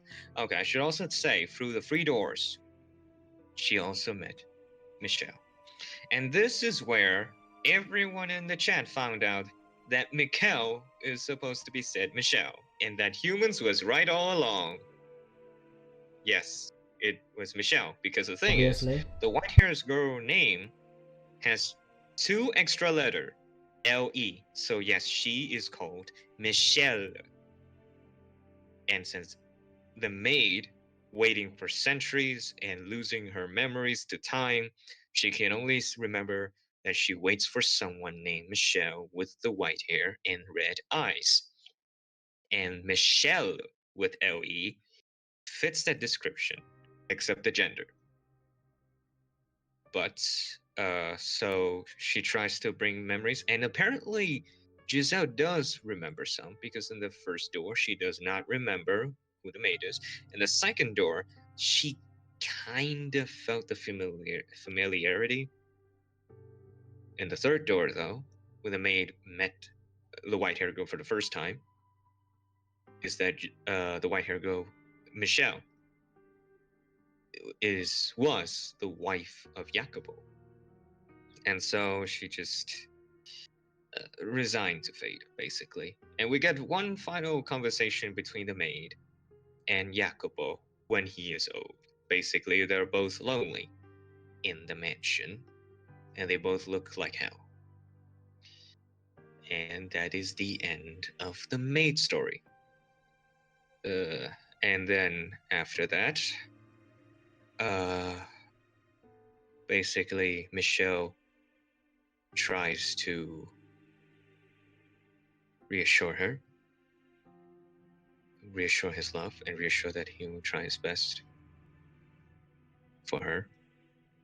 And they have a sweet moment together before the Morgana just like, hello there, and just rip them apart again, basically taking possession of Giselle and took her away. And now Michelle has to find a way to reach and save Giselle. And he wakes up, and Michelle finds the whole mansion is bloody as heck. He's trying to add some advice from the painting, which the painting is also not doing so great. Yep, the painting is not doing so great at all. But the painting did say, find the 3 keys from the 3 doors in that order in order to find a way up the observation tower. And so far in this stream, we have met all 3 of them. Mel in the Rose Garden, the Beast, Yukimasa in the cellar, and Jacobo in the den. Mel is a little shit. Yeah, Mel didn't trust Michelle at first, and basically Michelle has to hurt his whole right hand, arm to reach for a key in a thorn, but turns out he held the key all along. The second door, the Beast, is surprisingly easy. Once he figured out that Mel has the key, the Beast is like, okay, here's your key. Why am I here? Why am I suffering here? Please help me. But then he realized Michelle knows nothing, so like, leave! Third door, he saw Giselle died with a slashed throat, but turns out he remembers Giselle didn't bleed. And then bang, turns out Jacopo tried to shoot him.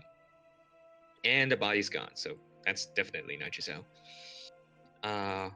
Jacopo, once he realized that Michelle has 2 keys, he's like, no, take me with you. I need to meet the witch. She has to. And then he disappears. And the key appeared. And yes, now he has the 3 keys. And he has unlocked the door to the observation tower. And now he's going to reach upstairs to save Giselle and face Morgana.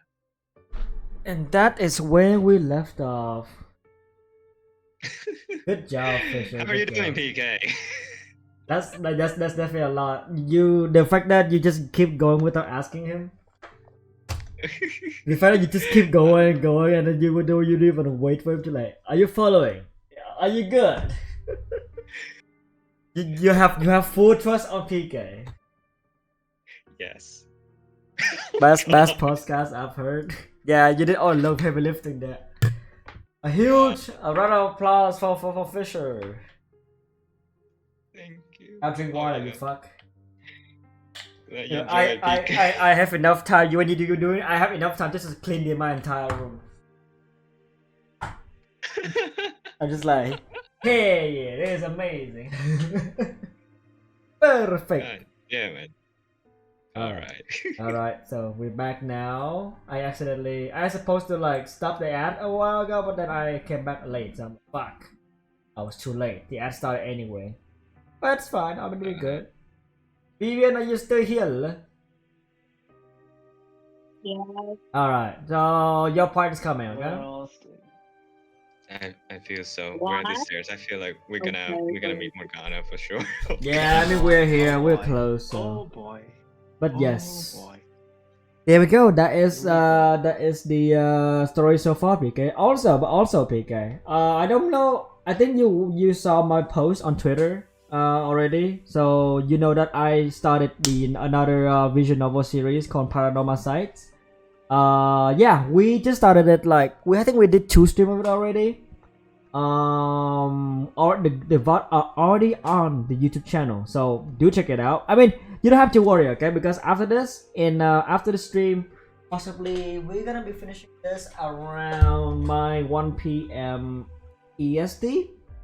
My 1 p.m. EST, so maybe around like 1 hour and a half more, and then we're gonna take a little bit of break for like 2 hours, and then I'm going to start another stream where we're just gonna watch the VOD of Paranormal Sites, and then tomorrow morning we're going to do a stream of Paranormal Sites because yeah, and I'm intending to start a visual novel weekend essentially. Yeah, just so that we have a weekend just to do stream relating to visual novels. If there's anything happens, you know, like a clash in schedule of my schedule, something came up, then I will tell you guys. But yeah, that is going to be the plan for the weekend. Do check it out, PK, because I'm sure you're gonna be like, your mind's gonna blow up for sure. Your mind's gonna go insane. I watched the VOD. I said, yeah, I mean, PK, no problem, because like if you're still here, it within like after this stream at like 1 p.m. EST, 2 hours or like 1 hour later, we're going to watch the VOD together. I'm going to start a stream where we watch the VOD together. I am going to watch with Vivian and plus hopefully other people as well, just so that we can catch up, so that we can start continue the stories tomorrow morning. But yeah, alrighty, and that's that. Let's move on with Paranormas. I mean, no, Fata Morgana. I hate the fact it's like Para and Fata. I'm like, what the fuck? Lolo. I got mixed up. Alright. Down, thank you. Text to been very useful as a break. I just wanna test if my mic is okay. Is it okay? I'll say it's okay. Okay. Oh wow, great! I have a Tony later today. Sheesh! I'll try to watch as much as I can. Alrighty, damn, another Smash Tony. Let's go. Good luck on your Tony, PK. Alright. Okay, so Good luck, PK. enter. Yep.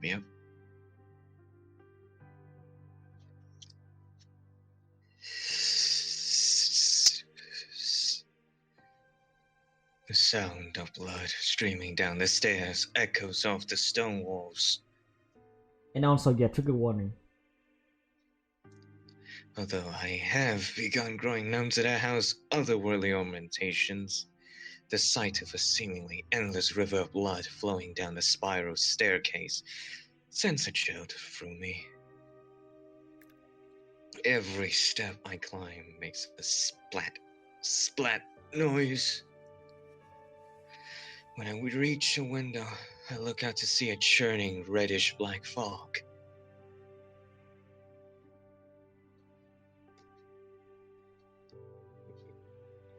Yes, you there's know who probably that something is. to say now, Morgana.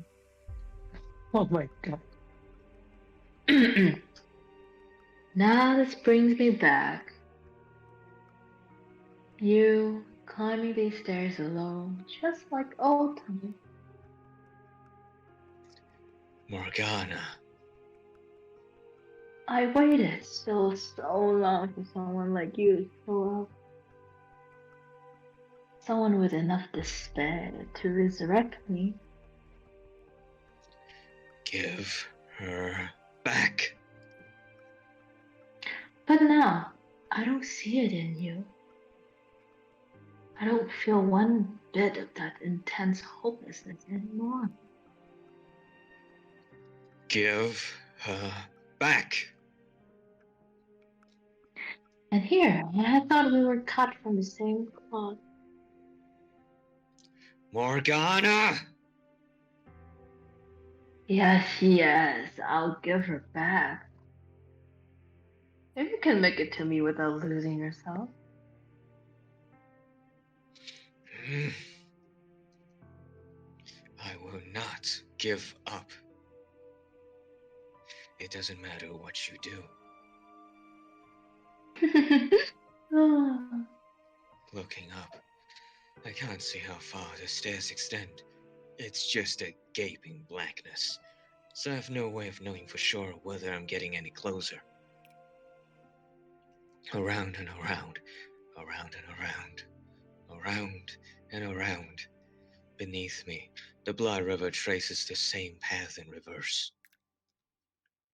I start to wonder if the staircase even does end. If I'm not just eternally retracing my own steps. But I continue climbing regardless. It's all I can do. Put one foot in front of the other and hope I can make it to the top. Morgana, what is this place? What did you do to it? What is it?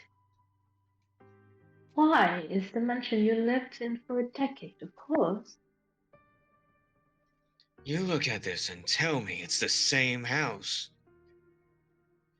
What's with the blood everywhere? And the free shadows? Now, my dear, no need to raise your voice. And you're being impolite. One question at a time. Answer me! What is this place? That's immaterial. Even if I were to give you an answer you found satisfying, what would that knowledge do for you? Your objective is to reach the top of these stairs and rescue Giselle. Nothing more, nothing less. Isn't that right? Or by chance, have you taken an interest in me? Despite never once asking about myself before. My gut tells me that without knowing what this place is, without even the briefest glimpse at its nature, I won't be able to safely get her back.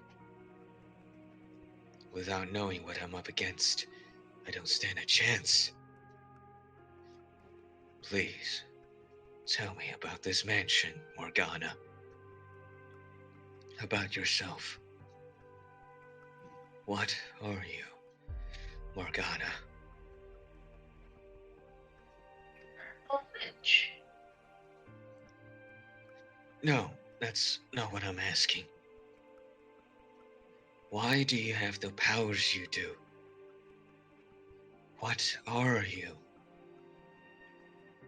Yes, I get it.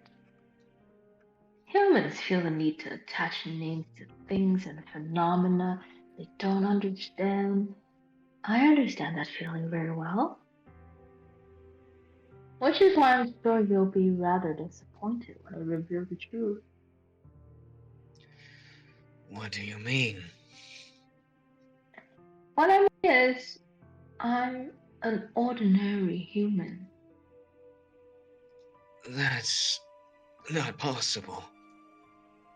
You expect me to believe a human created this illusion? Then are you saying I'm a magician or a wizard like you might see in a fairy tale? I would believe that. Over you being human. Think back then, would you? Recall our time together. Did I ever once use magic? Did I control fire or wind? Did I create illusions? No, I did none of that. Because I could not. To you, when you were alive, I suppose you could say, I was not but a simple ghost, a rather mischievous, but otherwise powerless spirit. And I was nothing more to those 3 men either. The witch Morgana was never anything but a wretched phantom haunting this old house. But then, how do you explain this? Michelle, my dear,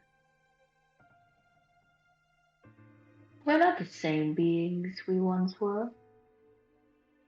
We're different than we were in the realm of light, the era of the living. You'll figure that much out, though, haven't you? That you're already dead? Yes, I know. I know I couldn't possibly be alive. Yet still you view this world through the lens of the living. You make no effort to see it as the land of the dead. Tell me, why would you think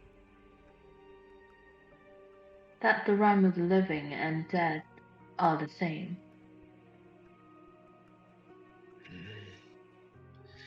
Though the worlds behind each door were so vibrant, the mansion itself never had any color. They were the memories of the past, of the land of the living, of times forever lost to us.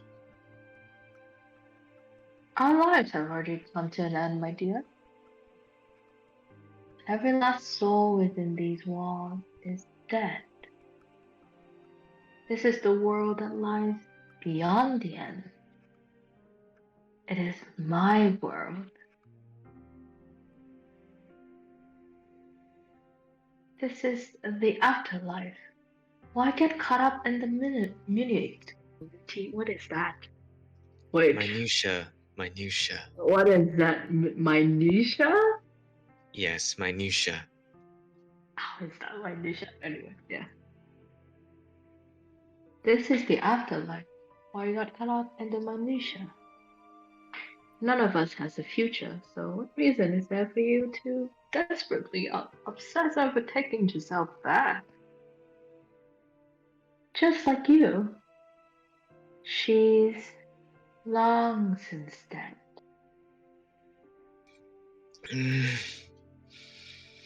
He's a walking corpse. It's nothing I didn't already know. But hearing her say it, it's like a kick to the gut. Dead or alive, she still lives on within this house, and my spirit found its way back too. Why then should I not wish for her to have a future? No matter what form it may take. No matter if my choices erase her from this world entirely. Having seen what lies beyond the door in her heart, what happened in all those hundreds of years, I could never let her remain here with you. Trapped in this world, bereft of light, drifting aimlessly for all eternity. Ah, so determined you feel the need to raise your voice. But you're not going to budge on that point, I see.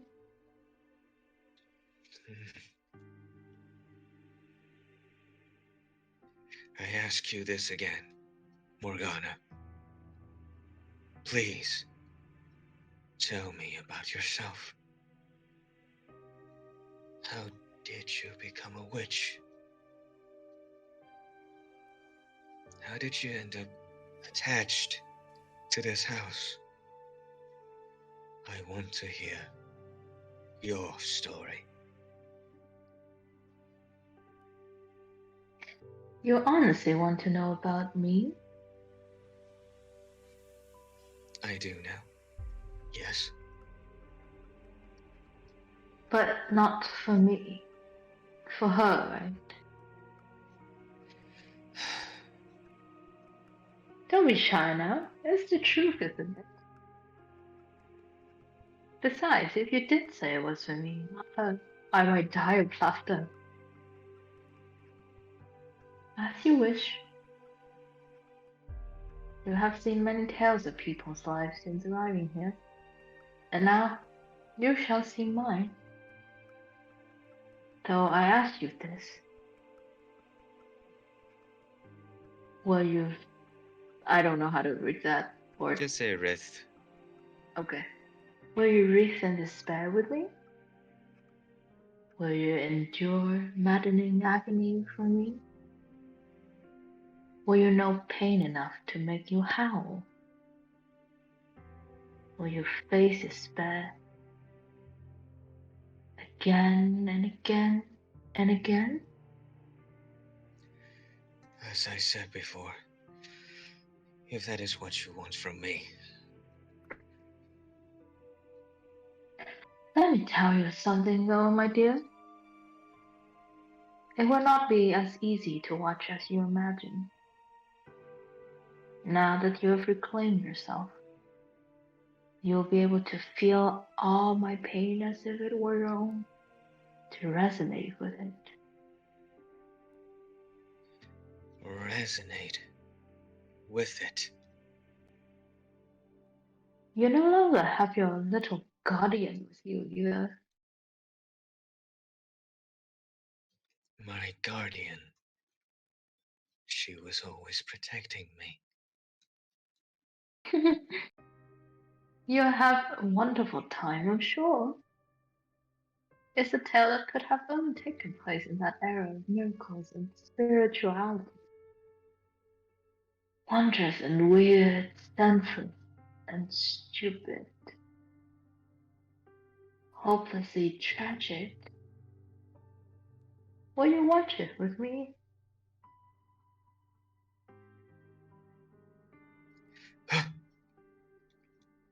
As soon as the final word leaves her mouth, I'm engulfed in darkness, not even given a moment to brace myself. Ah! Mm. The tower stairs crumple beneath me. My feet have nowhere to go, as I'm being battered by the roaring blood river. My consciousness melts with another. Oh shit, we're gonna hear the tales of Morgana herself? Oh shit, I'm gonna have to voice. Oh my god. Yeah, you're gonna do a lot of narrating now. Who is that? I think it's you. Maybe? I don't think it's me. That is Maria. Yeah, that is Mother Mary, isn't it? Oh, goodness. I can do it a little bit. I haven't voiced in a while. Hello. Let me do it. I'm getting kind of like, man, it is my stream, bro. to be fair though, thank you guys, appreciate it. Alright. I carry within me the child of God. That is where it all began. I think that's the Morgana for sure. Wait, that's Morgana. Yeah, that is Morgana. Alright, Yeah. fuck me. Okay. The worth of one foolish woman determined the course of my entire life. Before I was even born, my fate was decided. Did her claim come from faith? Was it her way of escaping reality? Did she do it for money or fame? I don't know. I have been visited by an angel of the Lord. The village where she lived had suffered from years of poor harvest. It had been months since the last rain, and all the villagers prayed desperately to be blessed with succor. I think it's sucker, but okay. Succor? I am with child, though I have known no man. So proclaimed the pregnant woman in the midst of the drought. And on the day of my birth, the very moment I let out my first cry, a heavy rain fell down upon the village. The storm quenched the parched earth, nourishing the crops and saving the village. The villagers were astounded, for they had thought the drought would never end. As plump drops of rain poured down upon the village, they gathered around newborn me in exultation. Ah, she's the child of God. Perhaps there would be more wonder in claiming I had magical powers. Perhaps it would make a better story if I were to say there were higher forces involved. But all these years later, here's what I truly think. It was nothing more than a fluke, an improbable stroke of luck,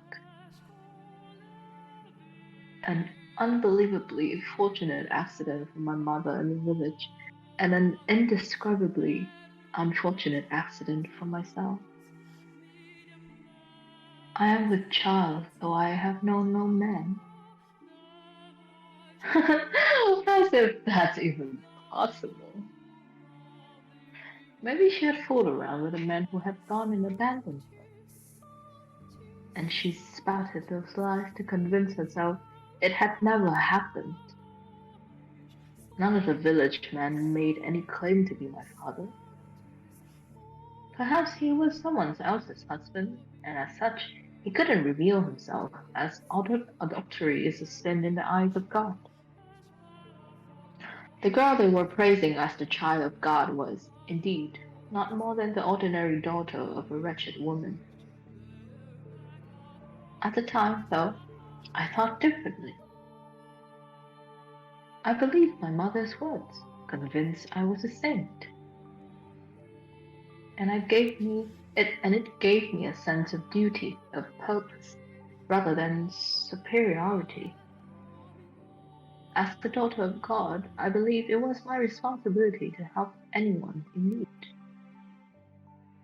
So every day I prayed. I asked my father what I could do, what I was meant to do. Not everyone is equally good, however. There will always be someone who lends their ear to the devil's whisper. One man claimed I was the daughter of a chant. He shouted for all to hear, "If you really are the child of God, then perform a miracle for us." Could it have been any more unreasonable? Miracles are neither magic nor parlor tricks. They are realized through the power of faith. A lowly villager has no place demanding God proves his own divinity. It is the height of arrogance. But the man refused to heed my words. So, having no other choice, I contemplated what I could do to show him I was indeed a saint. And blood was the spark of my inspiration. Michelle, the time when I lived and the time when you lived were not so different. Our views and beliefs about the world are very much the same. So you should understand that in our time, blood was seen as unclean. It was a dreadful thing, ridden with diseases, which is why we drained the blood from animals and purified the flesh before consuming it. But being a saint, my blood would have been different. Like the blood of the saints who came before me, mine would be blessed. I believed it would be able to cleanse people's impurities. For my demonstration, I chose an elderly woman afflicted with a terrible disease. She was on her deathbed, and no one thought she would live for longer than another day or two. The woman was overjoyed when I came to visit her. Sincerely believing me to be a holy servant of the Lord, she gathered all the strength she could muster to climb from her bed and kiss my feet. I felt an intensely deep love for this woman. Placing my hands upon her cheeks, I savored all the kindness in my heart. My beloved sister, partake of my blood. The woman agreed without a glimpse of hesitation. And so I pricked the tip of my finger with a knife and let the blood drip into her mouth. Within 3 days, her health had improved enough for her to get out of bed unassisted. Seeing that, no one in the village doubted my powers any longer. In fact, the man who had accused me of being the daughter of a challenger was subsequently punished for his sin. He received much deserved retribution for challenging the daughter of God, for mocking her. But of course, being a saint, I forgave the man. He, in turn, repented and changed his ways, worshipping me as the true child of God. Now, I'll be honest with you. I was ecstatic, utterly elated. I felt like I was on top of the world, and I reveled in it. The villagers showed me with adulation. Adulation? What is that? I think adulation. Yeah. What is adulation, though? I feel like worship. I think it's joy, Maybe something. flattery. It's flattery. Flattery, yeah. Flattery. Okay. The villagers showered me with adulation. They revered me, the daughter of God. Anyone who didn't was punished. And on top of that, my blood could cause miracles. Tell me, did you look down on me for feeling the way I did? The actual child of God would never let herself be consumed by such base emotions, would she? But if you would give me a chance, I would like to explain myself. I was but a young girl at the time. And to a child, her mother is the world. Anything she says is the absolute truth. So when my mother's claims to so happen to coincide with a lucky miracle, my young mind was set in stone. I was a saint. My blood could heal the sick,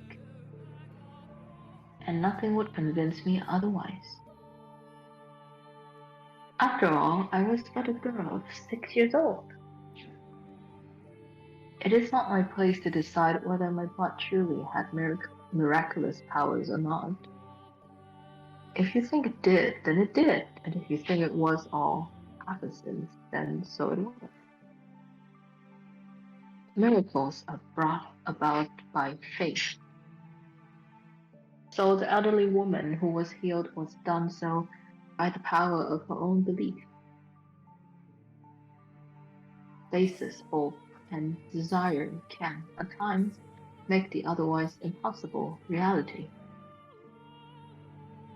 You understand just how major a role religion played in our time, don't you, Michelle? Especially as someone whose life was taken from him in the name of God. And you understand how powerful word of mouth can be as well, don't you? It didn't take long for word of the miracle performing child of God to spread. Travelers from faraway lands come to our village all in search of aid. Driven by a mixture of elation and duty, I gave my blessings unto every pilgrim who sought them. I gave them my blood, yes, My young hands were perpetually covered in wounds. Running out of skin on my finger, I cut the back of my hands, my palms, my wrist. Before long, they had turned into swollen, carved up black and red horrors. And so I kept them wrapped in cloth at all times. The only time I uncovered them was to give blood to those who sought it. My lacerated hands were, in no uncertain terms, gruesome and unsightly. But the believers who came to see me all wept at my selfless sacrifice. Just for a moment, Vivian, like if you feel weird, like you need to like, take a bit of break because you know a lot of stuff that's going on right now. Do tell us, okay? So that if you want to pause a little bit. Yeah. Good. And so I came to cherish those words. There were some for whom no miracle took place, but whenever that would happen, the villagers would come out and say, "The daughter of God is not to me. You simply lack sufficient faith." Thus, such incidents would had no negative effect on my reputation as a saint. For 3 years, I continued doing out blessings. One day, while I was offering a prayer, my mother let slip her discontent. "Why must you hand out miracles for nothing? Why must you give strangers grace? We should be getting compensated. We deserve remuneration. If we charge just a little bit for each blessing, we could be living so much more comfortably." I was dumbfounded. How could the mother of a saint say such things? Helping people was my divine calling, and she expected payment? I nearly wept, hearing my mother preoccupied with such worldly desires. So I explained to her how important this work was. I taught her that we were not to covet material wealth, that we were to dedicate our lives to the service of our fellow men. "You're right, my dear saint," she said, understanding. And I believed her. I fell asleep that night convinced she truly understood and that there would be no more problems. But the next day, I was sold off. Men I had never seen before carried me by the arms and tossed me into a carriage. Confused and panicked, I stuck my head out searching for my mother. Off in the shadow of the house, I saw her with a strange man, accepting a bag of coins.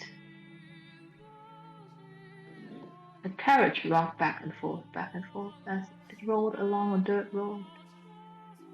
Shaking and bouncing within it, I struggled with overwhelming grief and despair. It was, perhaps, the first time in my life I have felt such a powerful emotion. I didn't know what I felt so much despair over, though.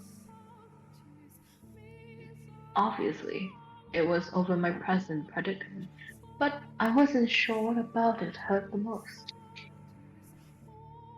Was it that I had been pawned off like a slave? Was it that my mother, the mother of a saint, had been blinded by money? Was it that the villagers had watched in silence as a disciple of the Lord was thrown into a carriage? Or was it that I, daughter of God, lamented my misfortune like a mortal?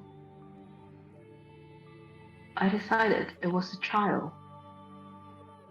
My father, the Lord God, was testing my worthiness of being his daughter. So I back my urge to cry and sat there in silent contemplation. For almost 3 weeks I rocked around in the carriage. The coachman treated me well enough, but I'm certain it was only because he didn't want his precious cargo dying before he could deliver it.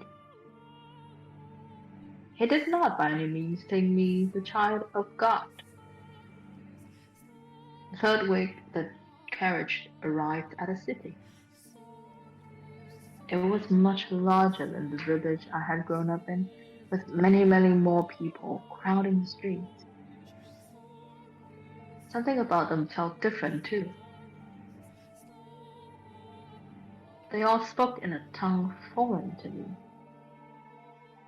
which is when I realized I was far, far away from home. I was delivered to the lavishly decorated mansion of the regent's lord. Brightly colored flowers bloomed widely in the garden as guests laughed and ate extravagant meals. And in addition to them, there were probably 4 times as many slaves moving about the grounds.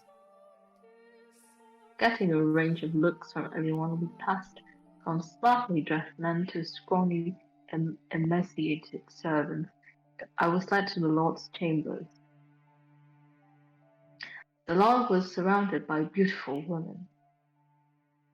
Perhaps they were slaves, or perhaps they were prostitutes. I couldn't tell.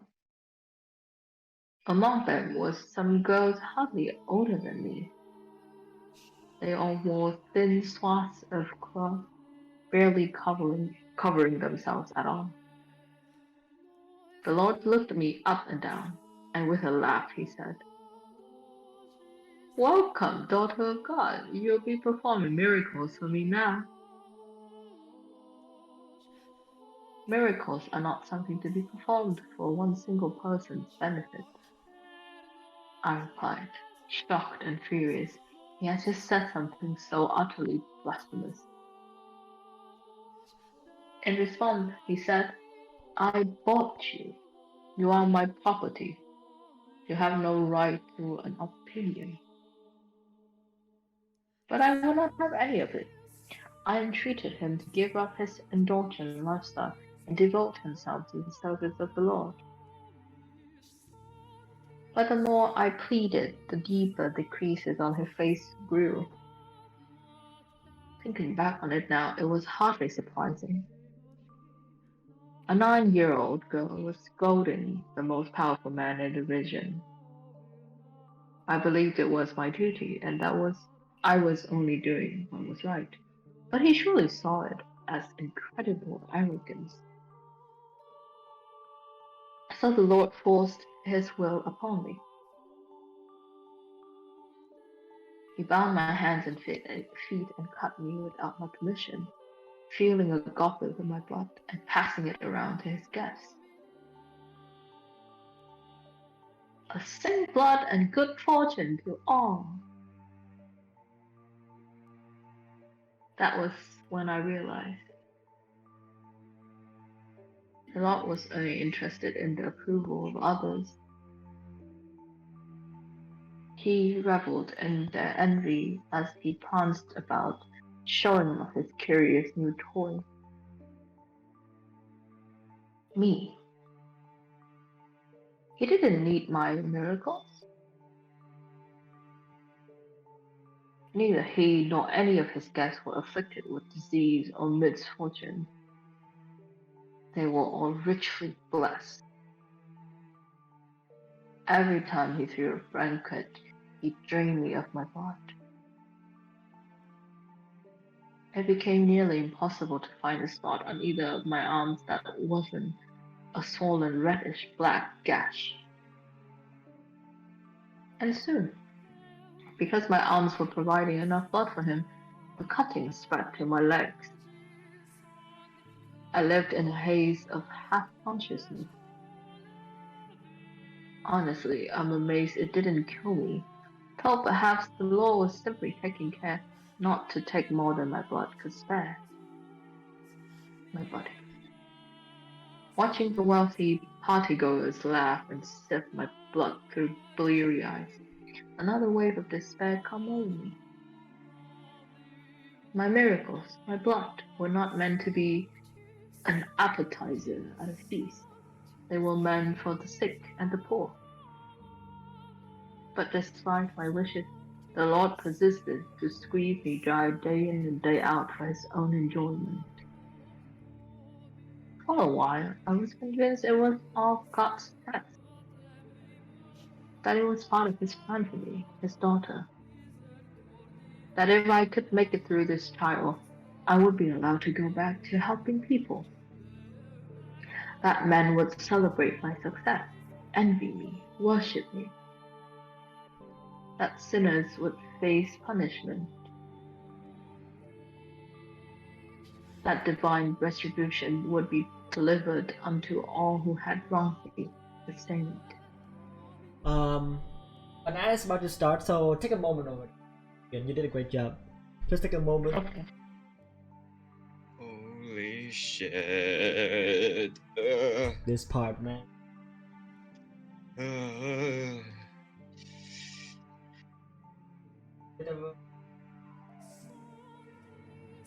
Nice.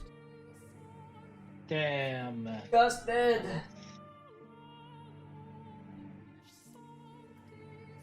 This is traumatizing already. Jesus. Oh my god. Jesus. Oh no. Oh man. First. It's now in progress. Okay, wait. So ad is coming, right? It's starting. Can we discuss a little? Yeah, go ahead, go. Who Already. is the Lord? So we know. It's just a Lord. Who is the Lord? It's just a Lord. Is it just a Lord? Or Yeah, is it's just a you know, Lord. Who are you thinking, bro? I can't. I'm pretty Yeah. sure it's just a Lord. One of the. One of the Lord is one of the free. Hey, man. People from I'm the pretty past sure wars. it's just a Lord. Okay. It's fair yeah. enough. I think none of the people we know is like this Yeah, a Lord. consciously sadistic. Yeah. And also like I don't think the people that we've seen were from her time, Yeah. you know? But like Yeah. she talked about like bringing back bad people to suffer. That's true. Sorry, I did. I haven't really matched like so far the only people I see is like highlighted is the mother, the charlatan, and the Lord. But of all the three of them, I don't really find them similar to anyone. Yeah. Yeah, I don't think. I that- don't yeah. think I don't think she can bring back people to make them suffer. So Yeah. I think she can reconstruct How them. did she bring back So- Michelle 3 times? I mean, okay, so like we saw Mel, we saw the shadow of Mel, Yukimasa, and Jacopo earlier, but then like, do you guys notice that like their sprite seems to be different? That's Uh-huh. true. There's, yeah, The shape is different. yeah, Mel. I mean, clearly Mel doesn't. It's not holding his neck. Yeah, that's true. God damn it. Like as a spirit, he no longer has, neck pain. When you're a ghost, you have no like neck pain. Problem solved. Okay, you're right. Like all the sprites are center. Like I'm not sure why, but they're not like left and right like in the stories of the doors. Yeah. Like they are placed in the center. I wonder whether that's like intentional, just so that it shows more like they are talking to us, like they are talking to Michelle instead of like talking to someone besides them, aka like Lily and whatnot. But I don't know, maybe. Uh-huh. But they're like their attire seems to be different too, as far as I know, because like from what I've seen, especially Mel, his clothing seems to be somewhat more baggier, I would say. It's not. I think, It's not like, form. too. I would say it's not form fitting. It- I mean, like maybe he's starved. I don't know. I mean, the only thing I would Oh. say is weirder is the hair. Like, I mean, I feel like Mel is the one with the since you said it's different sprite, right? Mhm. His hair is definitely different. Somewhat different, yeah. Yeah, but the other two not so much. Yeah. Like, okay, wait. We don't really see Yukimasa to the very end, so I'm not Not remembering really. correctly. I mean, the entire place Uh, was so dark I can barely make out of his. Right, but yeah, it is definitely it's different. It's centered, yeah. that's for sure. Yakubo looks pretty much the same though. I think. Jacopo, Like, I I don't know. Why doesn't have a hat? He lost the hat. Lol. He doesn't have a hat Yeah, he anymore. lost the hat. Yeah, he lost the hat. That's true. Yeah, he lost the Oh hat. god. He lost I the mean, hat. like if he come from this area right now, like we're going to. I'm pretty sure we're gonna meet him soon, like in this era when the era that Morgana is telling us right now. But it doesn't make sense how he can wield a gun. You I know? think yeah, like wielding a gun is the thing that he would do in his era, in Yeah. the era of Victor, like definitely in the industrialization. Okay, and done. Okay, But alright. yeah, Continue. yeah. But I also want to say that like almost I have this vibe like for I mean once again for male costume I almost he looks like a priest of some sort, like the outline of his clothing almost look like a priest, and Oh yeah. it almost look like a priest, Yeah, and like it's mentioned that he became. he became a priest afterward, right? So maybe Yeah. yeah. Oh, so like those are sprites of future. No, Interesting. the future Yukimasa. Future, Hey. yeah. God. Okay. Alrighty. Ooh, I see. Discussion. Let's Continue. go. Alright. Okay, Morgana Alright. is being impatient. We don't care. You may be Morgana, but I'm a streamer. Alright. Alrighty, continue.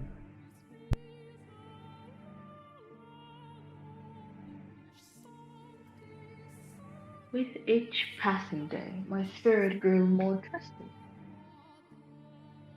Would anyone have believed that scarred and bloodied girl tied up on the floor in the banquet hall was the same? Unlikely. There was no charitable gathering, but an unholy Sabbath. Perhaps it was caused by my corrupted spirit. Perhaps it was my heart's way of crying for help. Or perhaps it was the devil giving me my witch mark. But no matter what the cost, during one of the bloody banquets, I underwent a transformation. I was half conscious as usual when one of the guests pointed at me and shouted something. His face went pale as if he were afraid, which I found quite curious. The Lord then approached me, grabbing me by the hair and lifting my head. He yelled something, but I was too far gone to be able to make out what he was saying. Suddenly, I found myself released from my bonds. But my body had grown so weak from being tied up for so long, I didn't have the strength to hold myself up, and so I collapsed to the floor. I was still trying to figure out what was happening when the Lord drew a sword, raising it high above his head. His words in that moment reached me with perfect clarity. You're a damn witch wearing a saint's skin. A witch? Why was he calling me, a witch?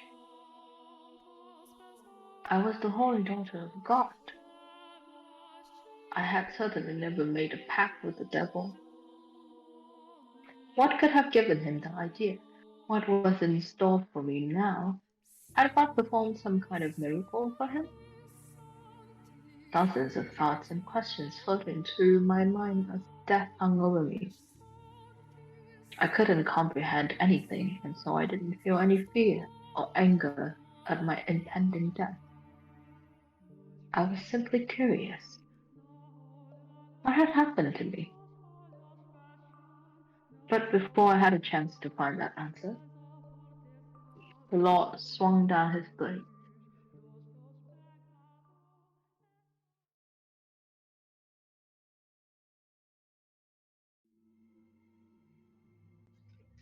Without warning, without any time to prepare, the darkness drains away. And a second later, I crash into the stairs, hard. Ah! Right at my ear, I can hear the hiss of the river of blood. The world fades in and out of view, giving way to very real images of a past I never lived. I can practically feel the fire in the eyes of that mad blood banker's guests. My vision distorts. I can't regain my focus. Whose blood is this streaming down the stairs? Is it hers? Is it mine? Who am I? A saint? A witch? Is what I'm seeing through a lens of clarity? Or madness? Wait, no. No! I am not her. I am Michelle. No one else. It hurts, isn't it? It's hard to breathe. Your chest is on fire, your vision is blurry, it's dark, it's lonely, it's scary. It's frustrating, it's disheartening, it's exasperating, isn't it? What you're feeling is exactly the pain I felt.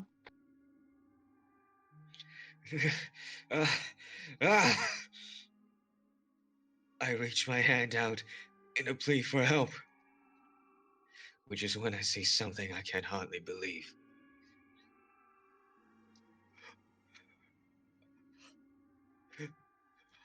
Both of my arms are covered in gashes, blood flowing from them without end. The raw flesh beneath my skin has been exposed to the open air. Ah, ah, ah! All I can bring myself to do is scream. That pain, the horrible past, is doing everything in its power to break me. That 9-year-old girl's sickening experiences are twisting and constricting and crushing me. Why? Why is this? Happening to you? Are you really that slow, my dear? You're empathizing with my pain. You're just that kind-hearted, Michelle. You said you wouldn't give up, did you? That you would make your way to me. Then surely this won't be enough to do you in.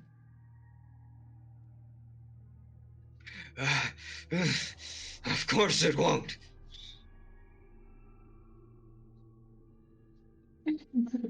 uh,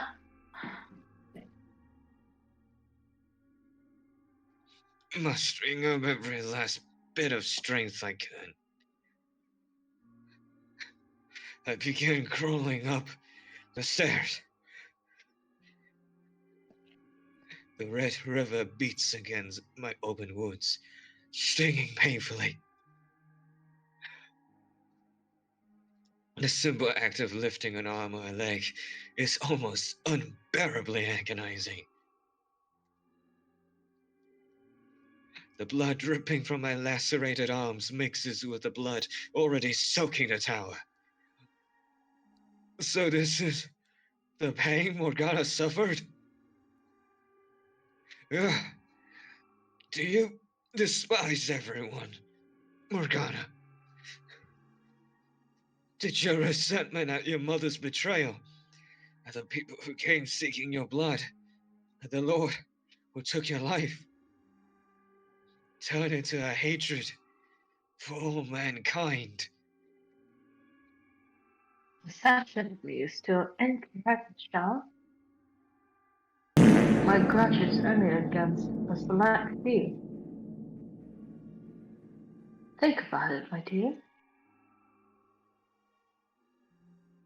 Of the thousands, millions, billions of people living on this planet, my woe is comprised of but a minuscule fraction of that. Hatred for all mankind. No, what I feel is not nearly so needless.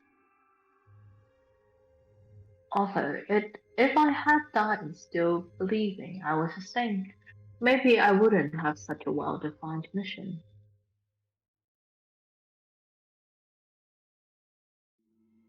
Are you saying the Lord didn't kill you? Oh my! Did you actually think that was the end of my tale? Despite your big talk, you're afraid of having to suffer through any more of that, aren't you? But you're the one who said you wouldn't give in. So go on. Know my pain without losing your mind.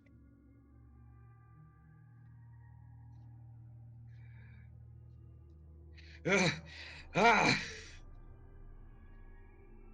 Once again, my surroundings crumble. I have no say. I have no chance to object before I'm dragged back to that repulsive banquet. I reach out, stretching my hand as far as it will reach, while I can wrap its darkness. My bloody body sinks back into the abyss. The pain becomes more than just a memory, eroding away all my consciousness.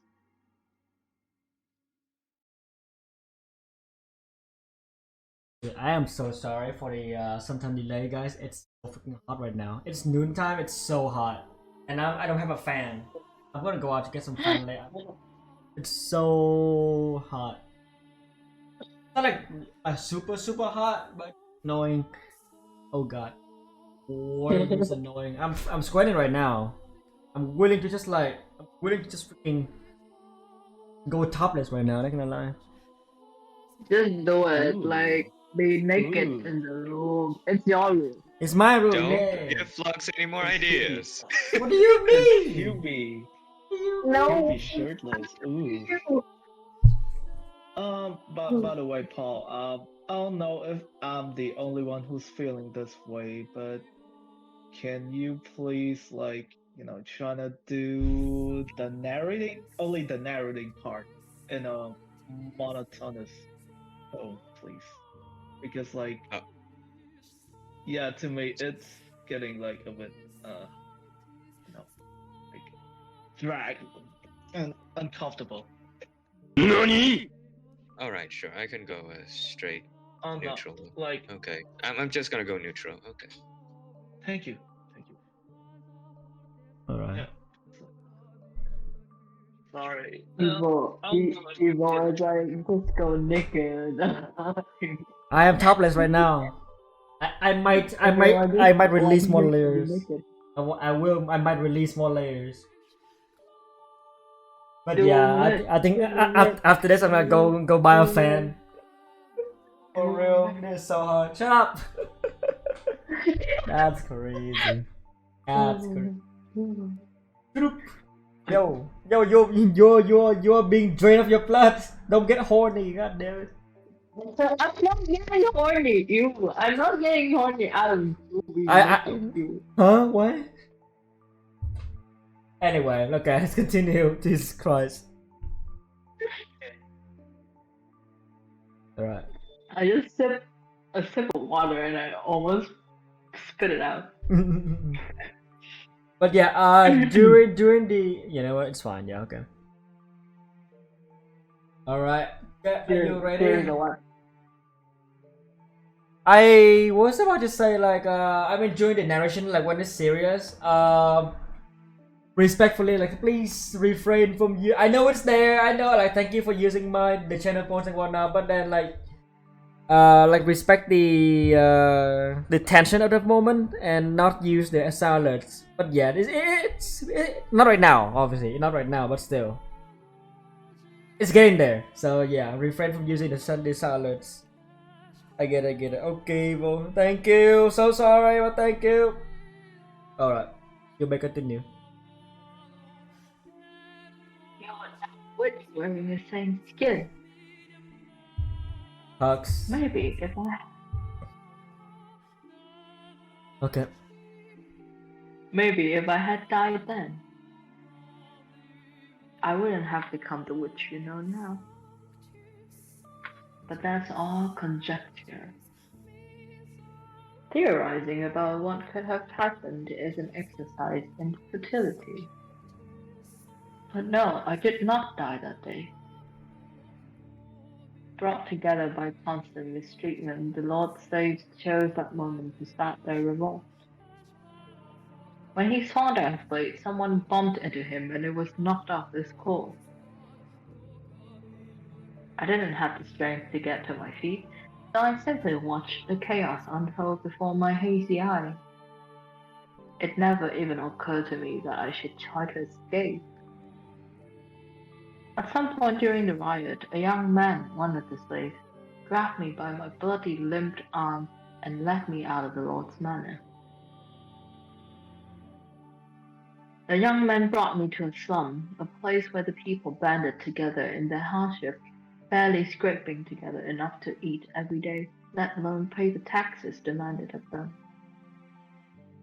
By the time we had arrived at a small hostel located away into the slum, the fog was starting to clear from my mind. I knew where we were, and feeling the gazes of those scantily clothed women, I trembled. In a sense, that was possibly the most frightened I had ever been in my life, despite everything else I had been through. The idea that I had fallen so far I would have to become a prostitute scared me to death. After all, I was a saint, and saints were supposed to retain their purity. Evil Redeemer Hydra imposter checks. So let's do all that, guys. Hydrate imposter check. Thank you, Evil. Appreciate it.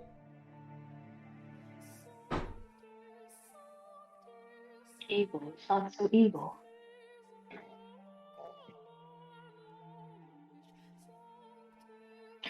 Spreading my legs for any man who gave me enough coins would shatter my very identity. As all that was going through my mind, I probably shouted, "No!" in protest. Because the slave gave me an exasperated look and told me he hadn't brought me here to become a prostitute. He said he knew someone here, someone I could trust, and that she would give me a room. I had trouble believing him, though. I couldn't trust the word of a prostitute, someone who valued money more than her own body. It was all a trap, I was sure. One day, they would tell me I had to work. Nothing he said would convince me otherwise. Apparently, sensing my mistrust, the slave gave me an apologetic frown and handed me a mirror, saying, "Even if I did, you couldn't get any work with me like that." I could not believe what I saw. That couldn't be my face. It had to be an illusion. There was no way. That was not the face of a saint. It couldn't be. It wasn't real. It was impossible. Patches of skin had fallen off my face, exposing the raw red flesh beneath. It looked quite similar to what had been done to my arms and legs, except my face had never been cut before. Looking at myself in the mirror, even I doubted my own sainthood. The thing in my reflection was a hellish abomination. It was the twisted face of a witch. And although I was shocked by what I saw, at the same time, it answered several lingering questions. It explained why the Lord and his guests had panicked at the sight of me.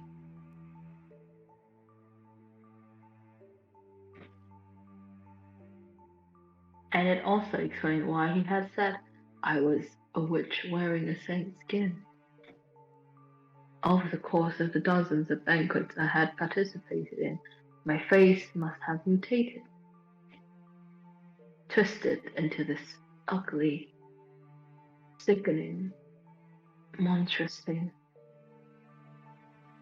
The sight of what I had become sapped the last bit of willpower from me.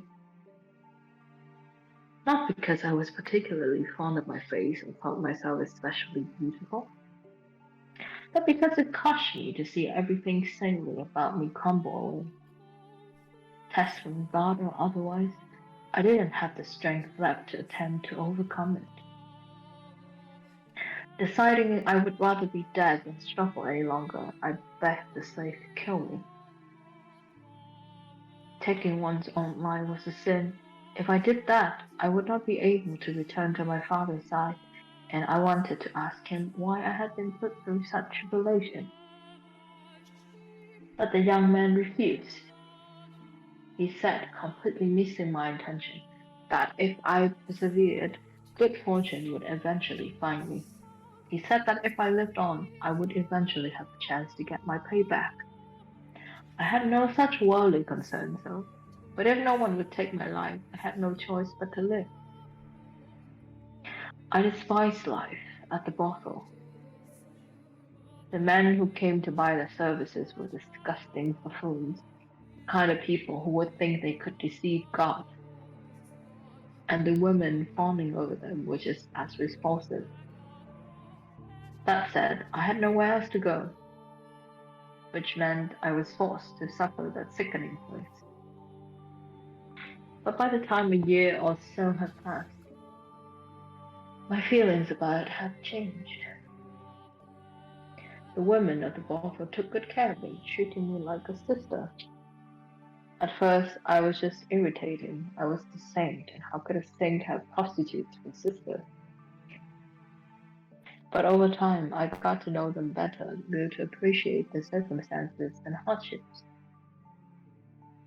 Despite barely having enough money to keep food on the table, whenever they had a little to spare, they would use it to purchase medicine, ointments to apply to my arms, legs, and face. And as a result of their generosity, my arms and legs started looking almost human, but nothing had any effect on my face. Occasionally, the slave would drop in to check on me. The other men thought me ghastly and wouldn't get anywhere near me, but he was different. And every time he visited, he would say, "One day, I'll show you the world." And to tell you the truth, I was beginning to grow attached to it all. My time at the brothel was probably, all things considered, one of the brighter chapters of my life. There I was neither saint nor witch, but an ordinary human girl. For the first time, I felt like my life had meaning beyond my assumed divine purpose. I was even beginning to feel kind of happy. And with each passing day, my intractable worldview was gaining a little flexibility. Perhaps I could perform miracles. But that didn't necessarily mean I had to be the daughter of God or saint. Maybe I was just a regular person who happened to possess some unusual abilities.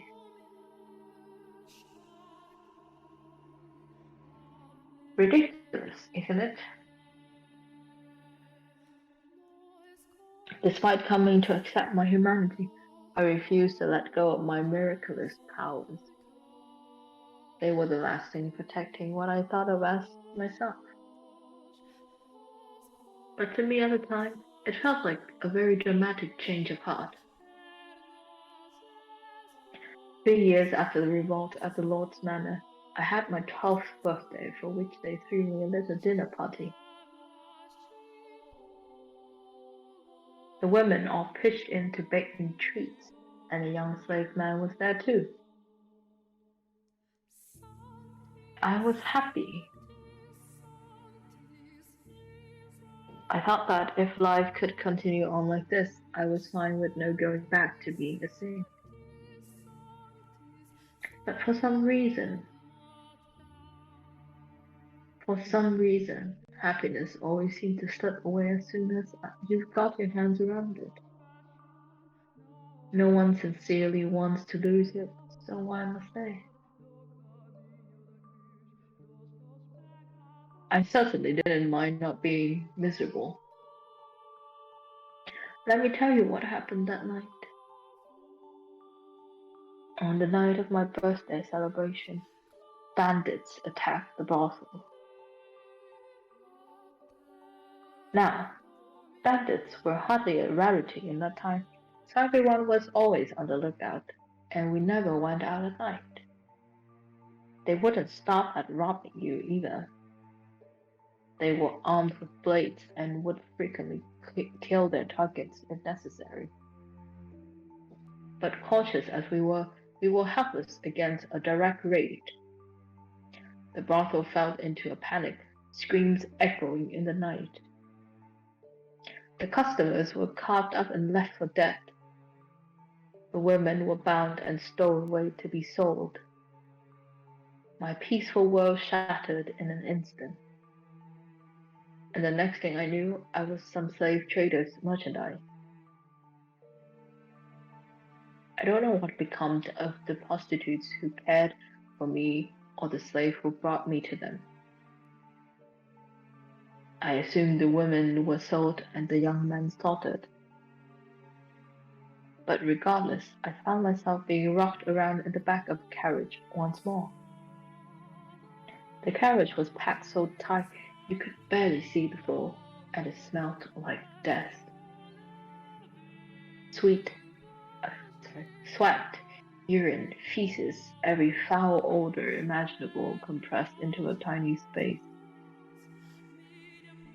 There were both men and women there, nearly all of them muttering or groaning or weeping. Everyone was young, ripe to be put to work. It didn't take me long to realize what fate awaited these people and me. And when I did, I just sat there in silence. Then, for the first time, I cried. I was experiencing, I believe, a very human emotion. I was sad, hurt that I had been taken away from the place where I was happy. From the women at the brothel and that young man. It crushed me. And no longer did I wonder why such a thing was happening to the holy daughter of God. Something about my tears must have seemed strange to him, because one man saw me and said, "Why are you crying?" It was a curious. To start, he looked very different from anyone else. The color of his skin, the length of his nose, the shape of his eyes. Everything about him was new and unusual. Hesitantly, I replied, I'm sad because I didn't get the chance to show my gratitude to people very dear to me. The man fell silent, looking as though he was deep in thought. I had no idea why he had asked me that, but something about him made me uncomfortable, so I couldn't bring myself to ask. Several hours later, the man suddenly stood up. The guards had no patience for anyone stepping out of line, and they didn't look like they would hesitate to kill us either. So, unsurprisingly, one at the back of the carriage drew his sword and pointed it at the man. What was surprising, though, was what happened next. The man, his hands shackled like the rest of us, leapt for the guard, slamming his fist into his face and stealing his sword. The entire carriage was in shock. The guards were too stunned to effectively react, so they were quickly cut down. And because the one-man uprising had taken place between cities, there was no one the slave traders could ask for help before they were slaughtered. In the blink of an eye, it was all over. And there was nothing human about what I had witnessed. If I had to describe it, I would say it was as though a wild beast had attacked. The man ruffled through the slave trader's clothes until he found the keys, which he brought to me. Ordering, I unshackled him. And so I did as he commanded. Once they had had enough time to process what had happened, the would-be slaves applauded. Their wretched souls had been saved. And for a moment, I believed so too.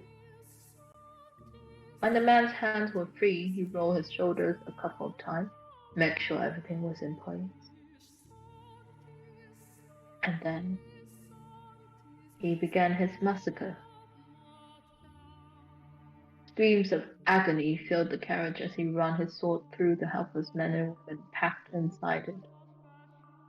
Blood and guts were splattered against every surface, and those who tried to escape did not get far before being mercilessly skewered. It was like a scene out of a nightmare. I was frozen in the place, not out of fear, but because my mind had shut down. I couldn't make sense of what was happening, so my mind rejected it. And with my brain having given up, my body was no more than a lifeless puppet. In short order, all the slaves were dead, and I was sitting in a pool of blood staring at the man. He pointed his blade at me, and with a little smirk said, "Why didn't you run?" In turn, I asked him, "Why did you kill them?" The smile vanished from his face, and after a few quiet moments of pondering, he replied, "Because I felt like it." "And why haven't you killed me yet?" I asked. To which he gave a curt, "I don't know," then withdrew his blade and wandered off into the distance. And then I was all alone, surrounded by corpses. I glanced down, and half of someone's face was looking back up at me.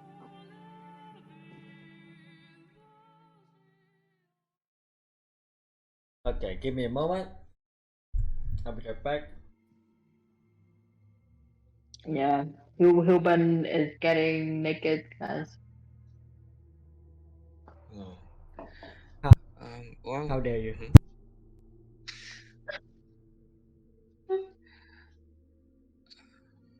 While waiting, I just want to ask something so that I want to clarify. So basically, I would do a neutral narration, but I just want to ask because I feel like I should have brought this up beforehand. Is my grunting annoying?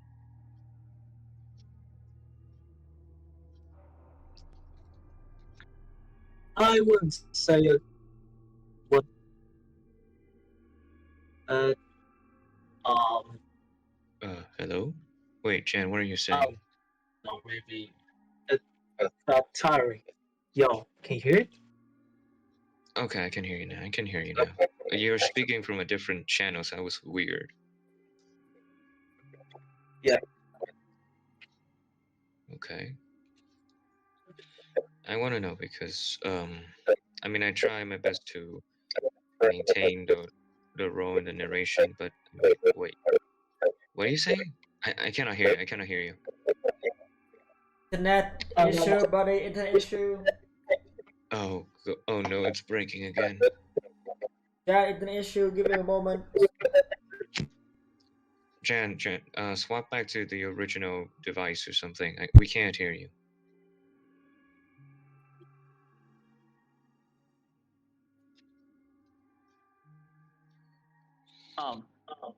Yes. Hello? Hello, Yo, hello? can you hear me? Oh yeah, sorry. All right, Sorry better, about much better, that. much better. Yeah. It wasn't. I don't know. I guess to me, it sounded a bit too depressing and like like it took a toll on me. So like I would very much prefer like a more neutral narrative because like would like I feel like if I have to like go through the story with that kind of narration, I would like sorry suffer. I don't want to. I don't want to sound like Okay, because I wanna clear up because I don't want this to be like a I don't because I feel like I'm gonna do a lot narrations and stuff, so I don't want to be like making people feel uncomfortable, but at the same time I don't know, was it because my grunt and stuff is annoying and grating to people, or is no. it I don't think it was annoying at all. okay? Yeah, it wasn't because it was annoying, but it was because like I I feel I feel like like like I absorb energy and like I feel shit Yeah, basically. Jan I is don't know how to explain. becoming me, basically. No. Issue. Yeah. It sounds like it's perfect, Huh? Because it's perfect, so it's sad and like Painful. Yeah, like painful. it's just sad and like oh yeah, agonizing. And Just like plain on. Yeah, having to go agonizing. through the whole story like that with like no break, like no neutral tone narration will feel uh, not too good. Yeah, I mean, like, okay, so just I guess like what you're trying to say is like Paul did a good job. They did so good Mhm. that you can hardly like enjoy the story normally, and right now you're literally feeling pain. Yeah. Mm-hmm. All right, yeah. So it's not annoying, Paul. Don't worry about it. You did great. It's just now just like lower it down a little bit, just for the sake of everyone else. Like mentality wise. Yeah. Mhm. Like, right. Alrighty. Yeah, I'm just a bit frightful that I might have made it worse. Yeah. Okay. Yeah. Also, I know I should have started this first, but good job, Vivian. Oh God. What? A good job, Good again. job, Paul. Like, I literally you know. have tears in my eyes. Yeah. Yeah. Like, I don't know, man. Also, Dude, Mhm. yeah. Morgana been through some shit. oh my Also, God. it's so hot over here right now. I'm topless and I've been standing up. I tried to like listen. I was in pain, but also I need to dance so that I can stay strong. Oh Lord, that just kills Um, me. um, What? Oh my god, I just imagine that. Oh my god, it's so weird. Oh no, bro. I need to listen and then like have my fingers on the space bar and then like whenever I listen, just like I just start like vibing to nothing while listening to you. Just like okay, I'm finished. Press the button. I need to dance so that I don't get too tired. Oh God. Okay, gotcha. Yeah, it's kind of hard over here, I so mean, I need to like what the fuck. that's it. That's it. That is the second image that will live rent free in my brain What the now. fuck? Thank you, Hugh. Oh God. Oh. I need to move my body, okay? Otherwise, I'm gonna be tired as fuck. I might like if during the narration I don't stop pressing button anymore. I might die right there. I might have died right there. All right. Oh yeah. Okay. Okay. Alright. Let's see. We have 6 more minutes. Let me just run an ad and then we can. Alrighty. Yeah, that's Oh, alright. okay. Bada bing, bada boom. Okay. Alright. Why I I'm feel like eating now, so Okay. I don't need to eat later. What? Eat now. Hmm. Yeah, eat now. Mukbang. Can you guys hear me chew though? Yeah, I can. No. I can. Oh, you can. Okay. Like loudly, like very loud. Yep, I can hear it now. I can hear it too. You're munching. Yeah, let's. I'm eating seaweed soup. Oh, sweet. What a coincidence! I'm I eating. had seaweed too. I'm eating rice with hand, I see. just so that I can stay awake, man. So that I don't. I need to do this. I need to dance. I need to like, press the button. I'm topless even. Human, yeah, I'm multitasking. Understandably. Also, Hugh, like if you feel like you wanna voice somebody or if you're itching to voice again, just tell us. Ah, that's all good, man. You know, Like, my role comes later. It's all good. That's all good. Your role comes later? Wait, what? I mean, my role is like in the later doors. In the later doors. I don't think like I need. I think so. Huh? I'm just gonna wait So for he it. tastes like that. And And that's Roger that. Okay, I'm still dancing. So whenever you're ready, let's go. Woo! So awkward, man. God damn, I need to keep my energy up. I see. Alrighty. Whenever you're ready, baby. Okay, I'm good.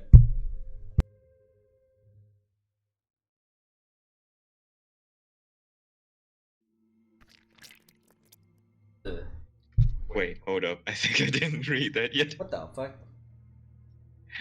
Also, I hear squelching. That's not good. Yeah, Alright. trigger warning is still up, guys. Make sure to have your headphone at maximum volume so you guys can hear those wet noise. Sorry, I'm on hint so that I can stay awake. Understandably. Okay, we have things to cope. Okay. Wrapped in absolute darkness, warm blood spills onto my cheeks, my hair, my skin. Chunks of human flesh rain down on me. My kids, stop! Pitter patter, pitter patter. There's no end to the deluge. The smell of death fills the air.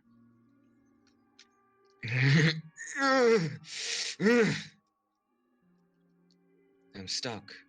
I'm struck with a wave of nausea, so strong I can't hold back the contents of my stomach. But when my mouth opens to vomit, blood pours into it.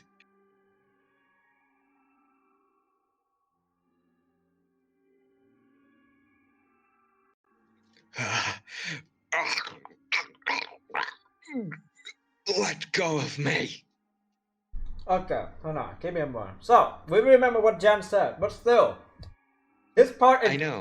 this part is literally this shit. It's all this. Yes, it's literally this shit. I mean, I Like- already keep the narration neutral, but this is not helping. Yeah, so do tell us in the chat, like okay, so during the whole narration, if you're worried about certain things and you want to talk, you want to spell it out for me, just type it down and then I will tell it to Paul whenever it's right, okay? Yeah. Yeah, just not us, just not us, because I would try to keep the narration neutral, but I don't think this scene is neutral. Yeah. Still holding on, continue, but yeah, but like whenever you feel like Alright. something like that, just like type in the chat and then I will relay it to You know Paul. what? Okay? Let's just interrupt. I can redo the line. It's fine. Let's just interrupt in the voice chat. No, let go of me. That's Yeah. rude. All right. Okay. Dead bodies grab at my ankles, dragging me down. To where? Hell? What's in a mountain of corpses? Now, do you understand that there was a time, if but briefly, when I was happy, when I felt human emotions? But I wish I never had. If I had remained confined in my daughter God's shell, then I doubt I would have felt so much terror at the sight of death.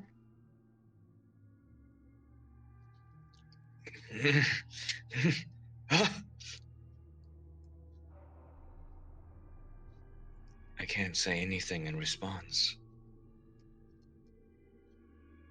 I can't form words. I feel what she experienced, the massacre she witnessed, the limp flesh piling up around her. Even more than twice her age, it's enough to drive me mad. The fact that a 12-year-old girl had to experience something so unspeakable devastates me.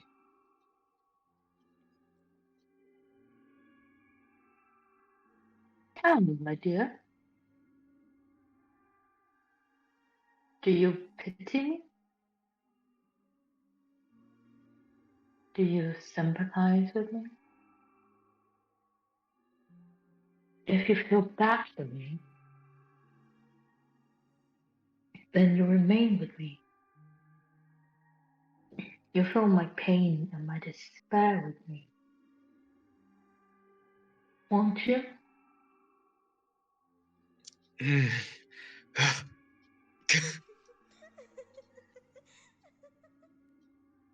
The witch's cackle echoes through the pile of bodies.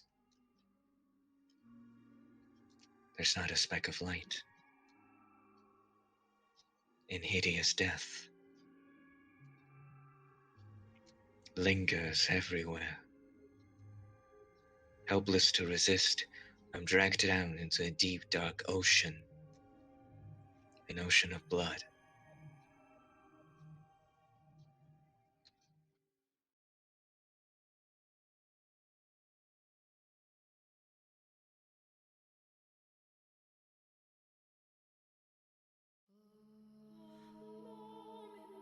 Where are you, Morgana? I'm sorry, I just drank water. Morgana, drink water. Now. Drink before continue. This is too dry. The blood is too dry. Morgana on a Yeah, tower has a blood water is dispenser. Okay. Hmm. Now, on with the story. I was at a complete loss for some time after that. I didn't want to return to the city because I knew there was no one left who would take me in. There was only the Lord who had found me and dreamed me of my blood. So I wandered the roads, no destination in mind and nothing to defend myself but the clothes on my back. Frankly, I'm rather surprised I wasn't attacked by bandits. After walking for days without food or water, my mind was hazy and my exhaustion at a peak. In the distance, I saw a lake. So, driven by my thirst, I turned my unsteady feet towards the water, not caring that it took me off the main road. And it turned out that was the correct choice because there was a small cottage beside the lake. Smoke rising from the chimney, telling me it wasn't abandoned. Out of sheer desperation, I knocked on the door. No one answered. The door was unlocked, so I slowly, hesitantly pushed it open. And beyond it, I found an old woman sitting dead in a chair. The woman was the witch. By trade, that is.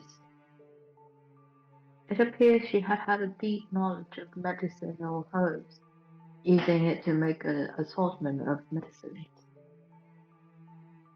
In her cabinets were dozens of small glass bottles containing dried, powdered leaves and crushed berries, among other things. On the fire was a cauldron, liquid bubbling inside. The woman looked as though she was asleep. Presumably, she had passed away of old age, for there was no sign bandits had been rooting through the cottage, and she had a look of absolute serenity on her face. Looking over at the woman's dead body, I didn't cross myself. I envied her. Dragging the woman's body by her feet, I dumped her into the lake. Do you think doing so makes me a bad person? Makes me unsaintly? Well, I didn't have anywhere else to go, and the owner of the cozy cottage was no longer of this world. There was no reason I couldn't feel the home in her stead, was there? I deserved to have somewhere I felt comfortable with everything I'd been through, didn't I? And so I took up residence in the old witch cottage and remained there until my 16th year. At 16, a terrible cynicism had taken root in my heart. I had no trust for people. I shut them out, building high walls around myself. After such how do you say that word? Tumultuous, right? I think so, Yep, yeah. yep. After such a tumultuous, bloody childhood, it was all I could do to protect myself, to keep my young spirit from cracking. Nevertheless, travelers would on occasion, pay the old witch's cottage a visit, seeking to meditate. Whenever someone arrived, I would cautiously crack the door open, telling them they could trade for whatever they wanted with food and never showing my face. One day, a young man showed up at the cottage. My sister had fallen very ill and she desperately needs medicine. He was very soft-spoken. There was a distinct kindness, which I thought unusual, curious. What kind of person could he be? What did he look like? What expression did he make as he spoke?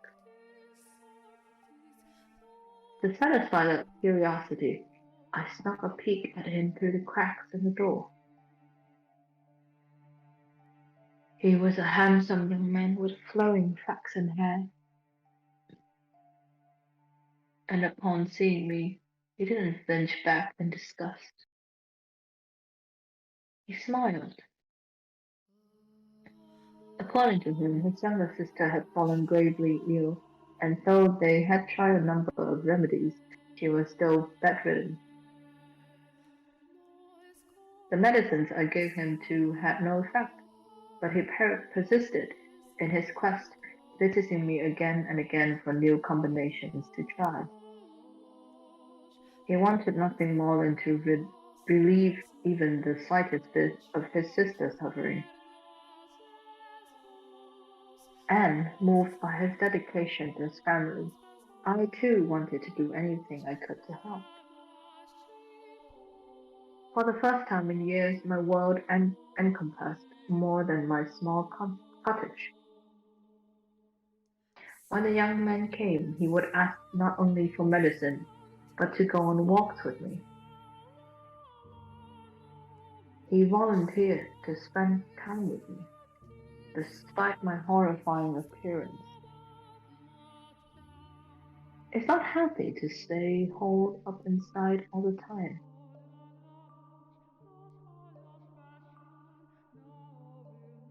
You've got this beautiful lake right here. What do you say we take a little walk around the shoreline? He said with a smile, taking me by the hand. We spoke as we circled the lakeside. His voice was always soft and pleasant, like a ray of light shining through a crack in the walls. When I was with him, I felt like I could be an actual person, an ordinary girl. He talked about his sister more than anything, and whenever he did, he was at his brightest and most melancholy.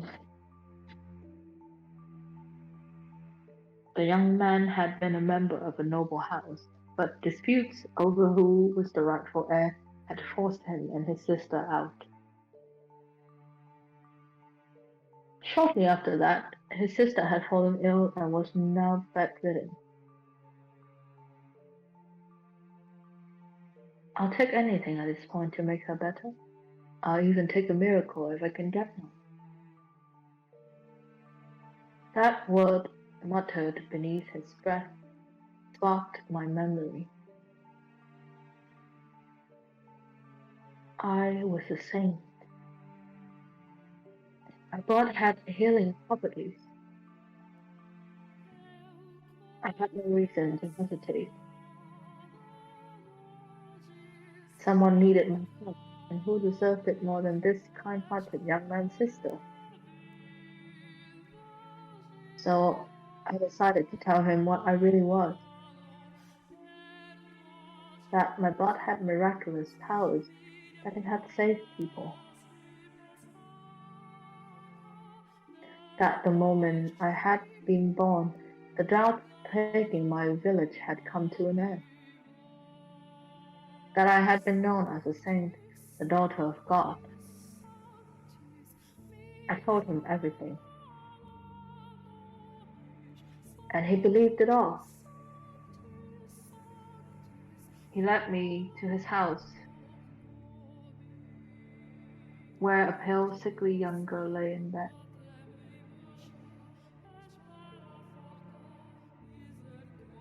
She was a sweet little girl with the same flaxen hair as her brother, who looked like she would have been quite spirited if not for her ailment.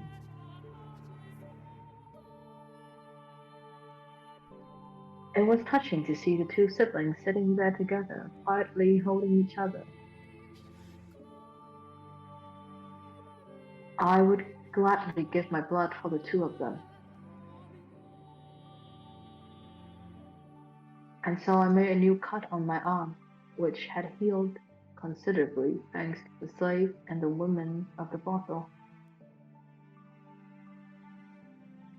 and let the girl drink my blood. Neither of them had any doubts about my sainthood. And because they believed, a miracle occurred. The flaxen-haired girl recovered enough to get out of her bed.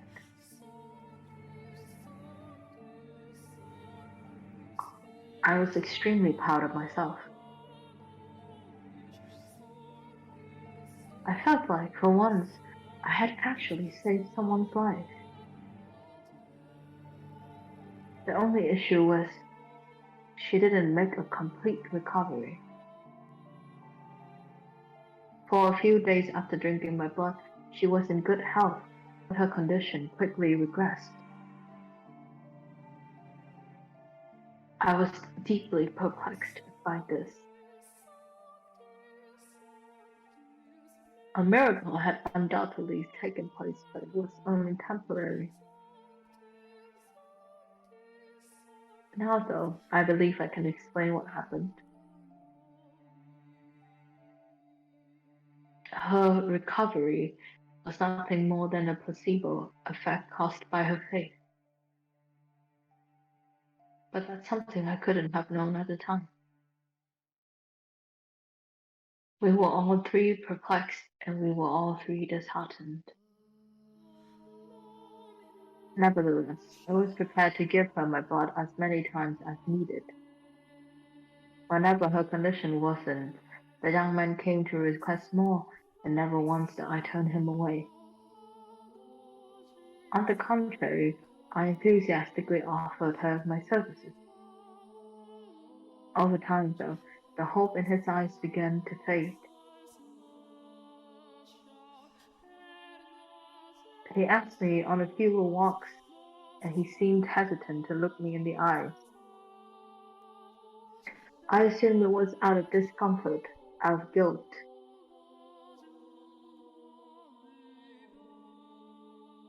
Out of shame about asking for blood.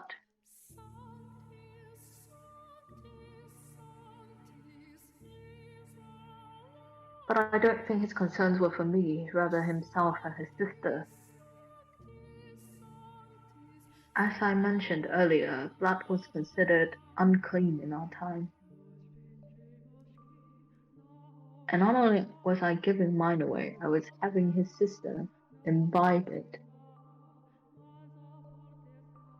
Looking at it that way, I would hardly be a surprise for him or anyone else to think that I was doing depraved. As time passed, the flaxen-haired young man seemed to grow more and more disturbed by me. That was what I got for opening.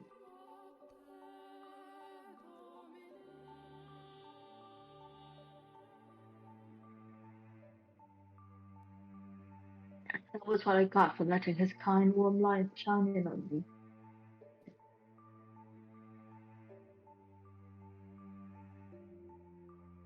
The moment things went bad, he pulled away. There were times when I thought I shouldn't have done anything in the first place, but regardless, he felt fast to my original decision.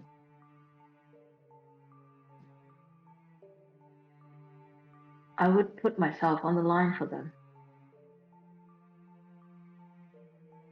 No one else. Just them.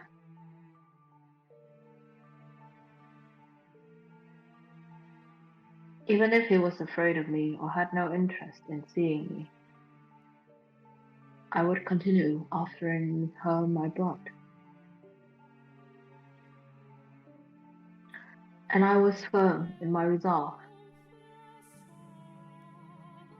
One day, though, I received a new visitor. The young man was still the only one I would show my face to, the only guest I had let into my walls. So, as usual, I took the man's request from behind the cottage door.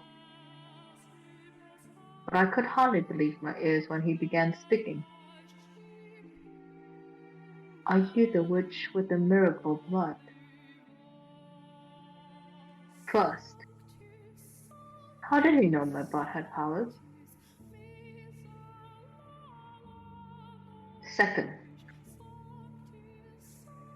why had he called me a witch and not a saint? Third, why did he sound like the man who had slaughtered the slave carriage? I told the man he had to leave. that I would not be opening the door for any reason. In response, he said, I am in need of your blood. Could you not spare a little?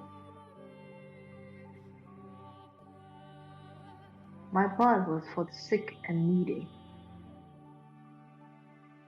I would never spare a drop for a murderer like him. And I told the man exactly that, demanding he leave. All I could think about was the pile of bodies, the fountain of blood. The man drenched in crimson, wearing a ghastly smirk. I trembled behind the door, fearing he may go on another such rampage. But instead he gave a simple, as you say, and went on his way. I let out a deep sigh of relief,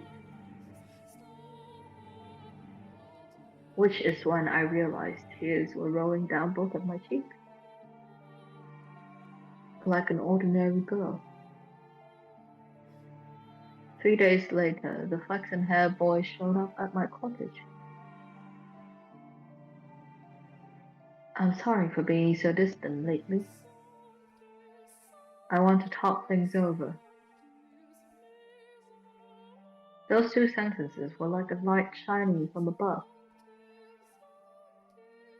I wanted to talk to him too.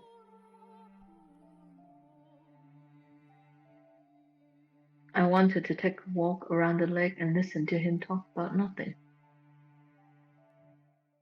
I wanted to experience the warmth of his world once more. And I wanted to tell him about the terrible man who had been there a few days earlier, about how scared I had been. I wanted him to tell me it would be all right.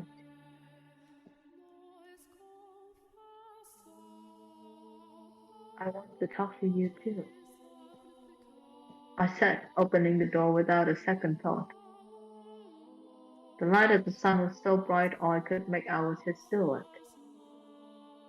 I couldn't see the look on his face or the look in his eyes. A gentle breeze blew past, and my mind froze. How could this be happening? What did it mean? Why? How? What was the man doing? Standing behind him. Why was he carrying a sword? Why was he coming into my house? And why did he swing it down, severing my arm? I was in a daze. I couldn't make sense of anything.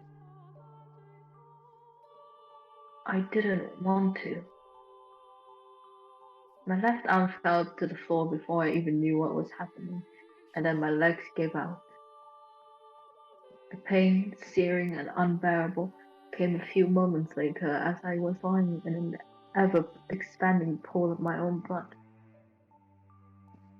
I did something then that I hadn't done before, that I had resisted during no matter how much blood the Lord had stolen from me. I screamed. It was a hideous, visceral noise, a sound I had never thought a saint could. The same ear-splitting howl the slaves had made as the man had butchered them. I writhed, I wailed, I wept, I crawled across the floor through my own blood. I begged and begged and I begged for my life. The man walked over and picked up my severed arm. And then, shockingly, he tossed it to the kind-hearted young man. After which he said, "That's your share. Should last you long enough." Share? What did he mean by share? What was he talking about? Why had he given him my arm, and why had he taken it? Why was he talking like they knew each other? Why? Why? I had spare thought for him when he asked, hadn't I? So why was he doing this? Was cutting my arm off and stealing it easier on his conscience than simply asking? You understand how I felt, don't you? You can put yourself in my shoes, can't you? The young man refused to look me in the eye. Holding my bloody arm in his trembling hand, he fled from the cottage as quickly as his legs would allow. The man then walked over and picked me up. I had neither the strength nor willpower to resist. Holding me in his arms, he began to speak, telling me things I didn't want to know, things I didn't want to hear. But he didn't care. Nothing personal, I just need your blood. Without it, she'll lose her church. Don't take it personally. Tell me, is there anyone in this world who wouldn't feel a bit of spite after being put through such torture? How was I supposed to let that slide? No one's that much of a saint. My trust had been betrayed, and I was supposed to turn the other cheek. A man had barged into my home uninvited and cut off my arm, and I was supposed to smile and take it. Is there anyone anywhere who doesn't feel even the slightest bit of hatred ever? Is there anyone in this world who could just laugh and brush off this level of abuse? Tell me, is there? How could I not hold a grudge? How could I not despise them? How could I possibly forgive them? Tell me, please. Tell me, how could I? She hates the money. I needed some way of getting enough money to keep her church running. So the Lord made me an offer. If I brought him the witch with the miracle blood, he would finance a whole new church for her. The Lord? Why him again? Why couldn't he leave me alone? After trying to kill me during one of his blood Sabbaths, why was he after my blood once more? Had he learned it really did have miraculous powers and decided he wanted me back?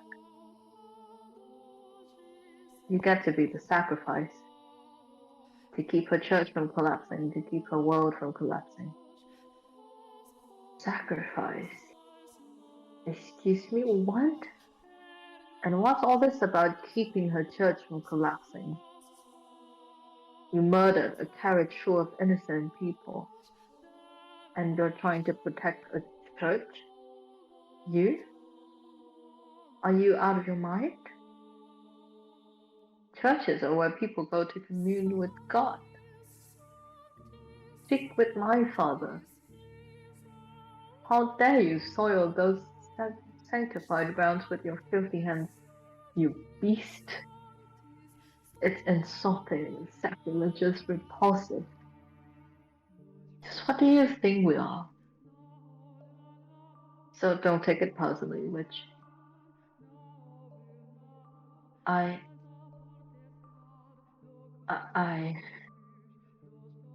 I'm not a witch. I'm a saint. I was a saint. My blood exists to do the Lord's work, not to satisfy the avarice of men. Why? Is this happening to me.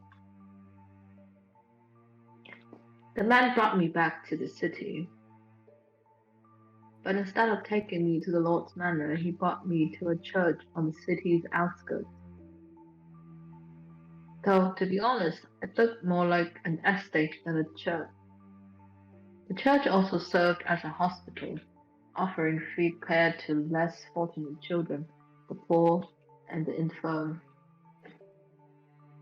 That was when I learned why he had said they needed money. The owner of the church offered unconditional assistance to anyone who came. Even when food and supplies ran low, they would ration their own in order to keep helping others. As a result, the church was perpetually on the verge of collapse. The church was run by a woman, something exceedingly rare for the time. There was no priest. All management was handled by a single nun, who everyone referred to as the saintess. I was the saint. Why was this woman who didn't have the ability to perform miracles being worshipped like she did? Why did the people of the city idolize her? Why were their smiles all directed at her? Why? Was I not in her place? The man carried me to the top of the observation tower. It was there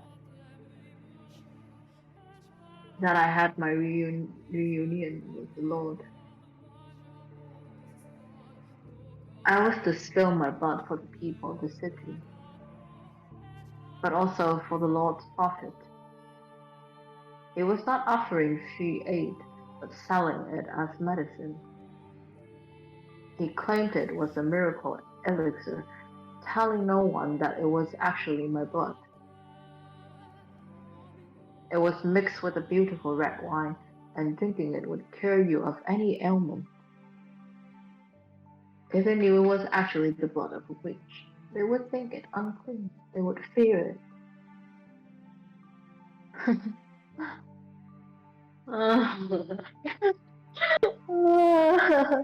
I remained in prison for a while. In the beginning, the swordsmen guarded me. So before long, the flaxen-haired young man showed up as well. Presumably, one severed arm wasn't enough to keep his sister healthy for long. In listening to their conversation, I learned that to ensure no one else could get in, the observation tower was sealed with 3 links. The Lord, the swordsman, and the young man each held one of the keys. I was their secret, locked away in the tower for them to drain the blood away from wandering eyes. Time went on, and I grew progressively weaker. I lost the will to eat and the will to live. My only view from the tower was the clouds through a window high up on the wall. Occasionally, a pigeon would fly in. Sometimes a butterfly. And I would glare in envy as it fluttered around, free to come and go as it pleased. And soon it was spring. Every spring the church held a festival to pray for the coming year's harvest and the people's well-being. I could hear the bustle from far below through the window as everyone rushed to prepare. I heard the flaxen-haired girl's voice, who had regained her health drinking my blood. I heard her brother's voice, who had betrayed me. I heard the nun's voice, who played saint in my stead. I heard the barbaric swordman's voice, who had chopped off my arm. and I heard the Lord's voice, the root of all my suffering. I heard people praising the saintess, though I, the true saint, was locked in the tower. I heard people thanking the Lord for his generous donations and miracle medicine, though it had all come from me. Puffed up on my suffering, they cheered and clinked glasses of my bloody wine. Those merry, peaceful, cheerful, spirited sinners' voices resounded my tower. And at noon on the day of the festival, the church bell tolled. 1, 2, 3, 4, 5, 6, 7, 8, 9, 10, 11, and with the 12th chime, I died.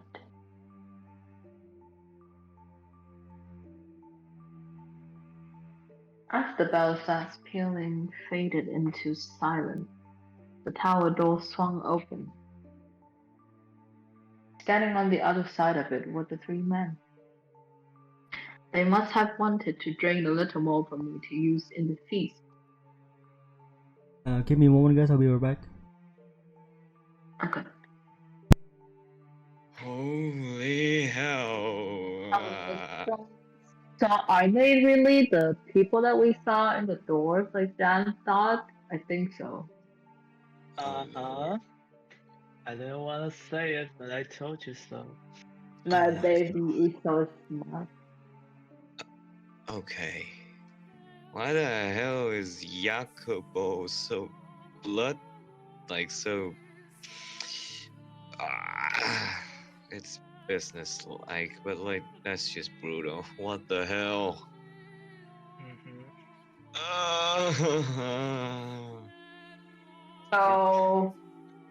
So Jan won my blood. Hello? Is what? So you won my blood. Uh-huh. I did. Oh my god. That's just brutal. So Yukimasa is the Swordsman. swordman. And yeah, I think Michelle is the nun. Maybe, yeah. Alright? Who else? Who Michelle. else could she be? Huh, maybe. Although it's weird that they say nothing about the if the nun is Michelle, she would have been noted with a bit more physical description, right? I don't know. Maybe they're fooling us. I mean, like Flaxen here is the easiest way to tell like Mel and Nelly, Yukimasa because like basically he killed everyone in Carriage. The Lord, The Lord was that whole clear. how cutthroat. But The fact that him being cutthroat is weird to me. It's just way more than whatever we see in the third door. Yeah. Oh, but it nun- wasn't clear at first. yeah. The thing is, like, if the nun is Michelle, Michelle doesn't exactly come off as a. I mean, she was faithful to Jacobo. Yeah. I think that makes sense. Maybe, I don't know. But like, But yeah, isn't like the Michelle question always the is- miserable one though? Like Michelle's the miserable one throughout all the three doors. Yeah. That's why I'm a little bit confused why she's like the most uplifting person here. For am like, back. being the same. I think it's because like, she took Morgana's place. I am back. Hello. I paid a fucking rent. No? Oh, again. like, yeah, Morgana despised her because, you know, it was supposed to be me. I just realized the reason why I'm Kinda. fucking hot is because we have to cut the AC because it's jamming it might jam electricity. I we need to wait until like next Tuesday for it to fix. So yeah, I will go out to buy a freaking fan after this. Open the Okay, yeah. windows. I can, Oh I can, I Lord. can You open the Open the window. windows. I can open the window. Don't You hire. deserve the Baskin Robbins. The win, yeah, Baskin Robbins is the win, Yeah. man. Baskin Robin needed. Yep. Yeah, I need that. I'm gonna bathe myself in ice cream. That sounds kind of weird. You know what? I'm gonna cream myself. Yo, you That's know even what? weirder, man. Maybe I should get some ice cream myself to heal from all this, you know, mental damage. Mental damage. Maybe. This is one gnarly session. Yeah. Oh God. Okay, you know what? Everyone. Pull through. Let's fall through together. Oh Let's shit, we go. can actually see her. Oh shit, you're Uh-huh. right. Yeah, Yeah, the that's CG. Oh Lord. Emotional damage indeed. Alright. Keep going. Let's push on. Here we go. Yeah. Alright, whenever you're ready. Ready. But they arrived at the worst possible moment. A flaxen-haired young man was the fastest constellation. Why? I never wanted her to die. Was she not eating? The Lord gave my corpse a casual glance and said sternly, "Seal the tower off." Understood? No one finds out about this. How can you be so calm? Do you understand what you've done? Ah, pinning the blame on me. How nice it must be able to distort reality with panic. The swordsman, who had been silently observing the Lord and the boy conversing, interjected. You're just as guilty as any of us. Not only did they not mourn my death, they argued over whose fault it was. There was no regret, no remorse. The young man muttered absent-mindedly. I never wanted her to die. What did his intention matter, though? There was this betrayal that had ultimately tethered me to this mansion. But the fact that they didn't grieve my death, and instead squabbled among themselves like filthy rats, was the final straw. How could I not despise them? I don't believe I actually had the power to perform miracles when I was alive. It was all fate, the illusion of belief. It was neither a saint nor witch. The blood wine was only effective because people placed their faith in the other saints. I was only ever human. But then, in that moment, an actual miracle occurred. My father bestowed upon me his power. Or perhaps it was the devil who lent me his strength. I was looking down upon my own dead body, my own wretched self. There was nothing beautiful about the pile of bones I had become. I could almost smell the rotting flesh. That was once a sin. I laughed at the thought. It was absurd, ridiculous, and infuriating. They would pay. Those who had cast me into this hell, who had mocked me, who had done this to me, who had made a witch out of me. Hatred courses through me. Revulsion at everyone on these grounds still smiling. They would know just whose shoulders their little party was resting upon if they wanted so badly to call me a witch.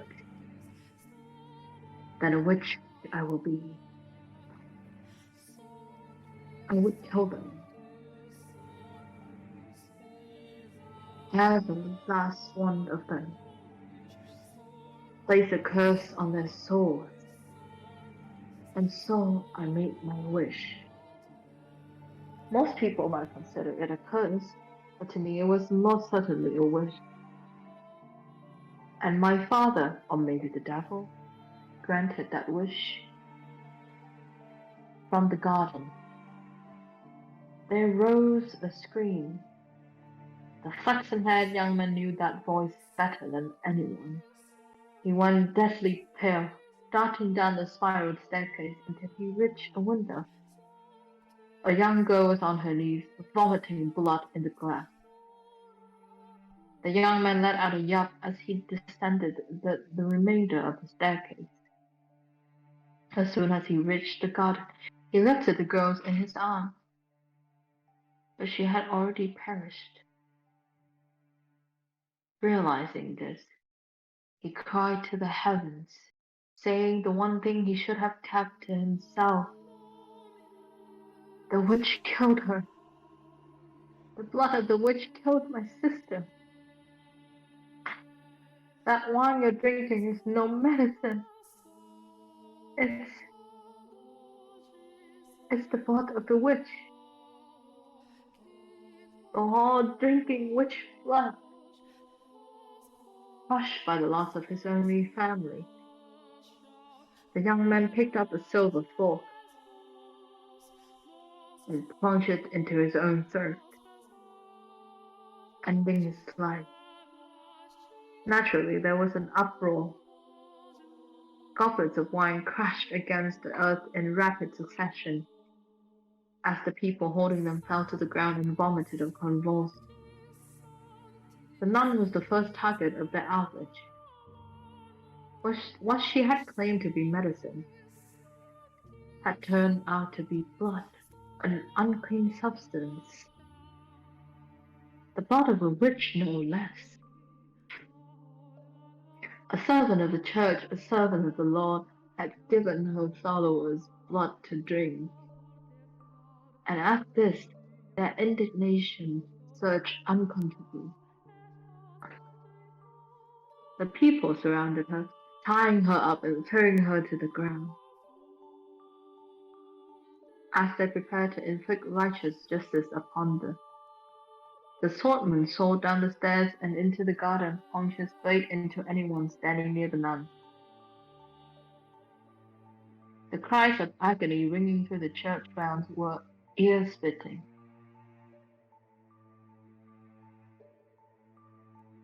It was no longer a place of God, but hell on earth. Hell built up by the hands of men. Hell painted red with the blood of their brothers.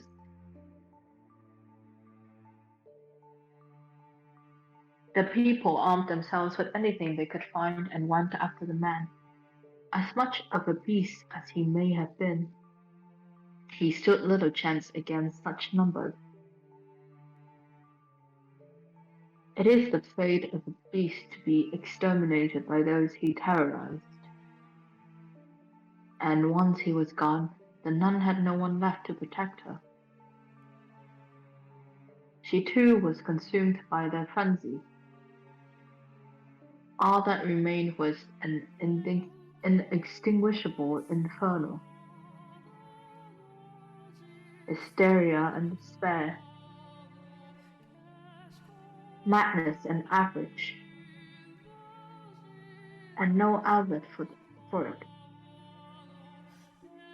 It was a revolt that made the slaves' uprising at the Lord's Manor look like a game. Eventually, their rage found a new target, the Lord. It was only natural, for he was the true villain. He was the one who had given money and the witch blood to the church. It was the one who had profited off it. And above all, people often resented those who stood above them, particularly in times of unrest. The city resounded with cries for the Lord's head, and he looked down upon it all from the safety of the observation tower. He could do nothing but watch as his domain burned. I can only imagine how painful that must have been. But before long, having seemingly have made his peace, he began descending the spiral staircase. He opened the door at the bottom, revealing himself to his people. But before the door was swung all the way open,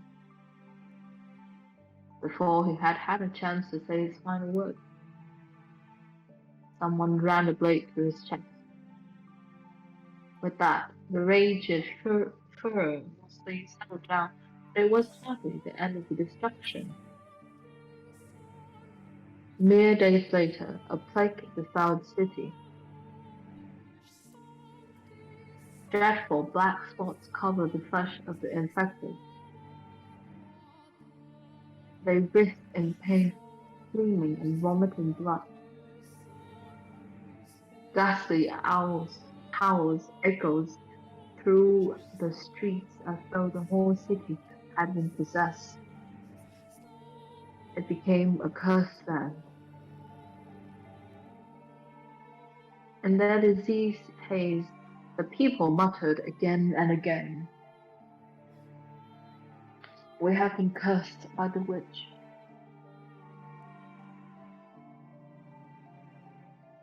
In less than a week, the entire city was dead. My body was left abandoned at the top of the observation tower. And as if to seal the curse away, in their final days, the people shuttered all the windows, wrapping the house in darkness. It's possible that was no miracle either. You can easily explain what happened to them. Locked away for so long in that dirty tower, maybe I caught some kind of disease. And then when the people drank my blood, they too were infected.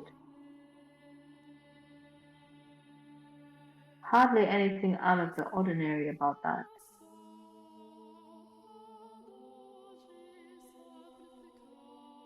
The first to die, the girl, had already been ill. Her body merely chose the wrong possible time to yield to her ailment. That was all that had happened.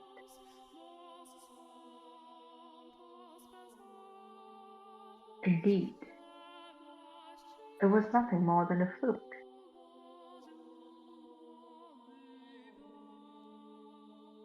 An improbable stroke of luck. Unbelievably unfortunate accident for the city and those 3 men, and undescribably fortunate accident for myself. But I wish to believe it was a miracle.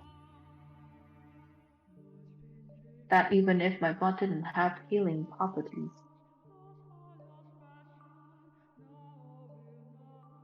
and even if I wasn't a saint, my wish, my curse, was that what caused that uprising. That was my miracle, granted to me by God or the devil. I chose to believe that, and that my miracle took on its true form thereafter. My curse had brought death upon the 3 men, but for whatever reason, my rancor was far from sated. They had died. So what? Death is but a transient agony. It's nothing compared to what I went through. So I make my next wish. I wish for their reconstruction. I wish eternal suffering on their souls. I wish to trap them in a never-ending cycle of pain and hatred. This was my wish for the flaxen-haired young man. He treasured his dear sister, and he desired a quiet life. So I wish for him to have just that. And I wish for his dearly beloved sister to love him more than anything in the world. For his world to be destroyed by love gone too far. This was my wish for the beast-like man. Sorry, Nat is going on right now, so okay, let's give it a moment, okay? Okay. Yeah. Okay. Oh my god. Water time. I have to water myself. Yes. Good Good job, babe. Good job. Oh, yeah, la la la. That's such a hard story to read through. Oh Can god. we end at what time is it at your place right now? Where, me? It's 1:50 Yeah, you. Oh, it's 2:16 over here, but in Vietnam it's like 1:16. Can we end it at 2:30? To what? 40? 2:30. 2:30. Yeah, we can do that. I mean, we're nearly reaching a point that's like perfect for a. I wonder if it's near or not. Hold on, give me a moment. I think so. I mean, like I think we're going for the wishes. I think we're about to return to Michelle soon. Because, yeah, I think like this is the end of her stories, I think. I'm not sure Yeah. what else to be told now. It must be, right? Mm-hmm. Okay. Is app over? No. Give me a moment.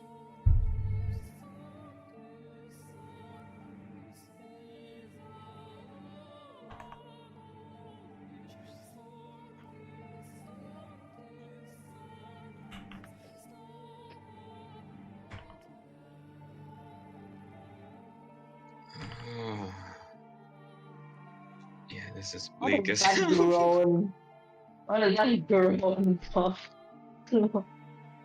Yo, Fisher, can you check the DM real quick? Hey. For sure. Oh, I'm looking.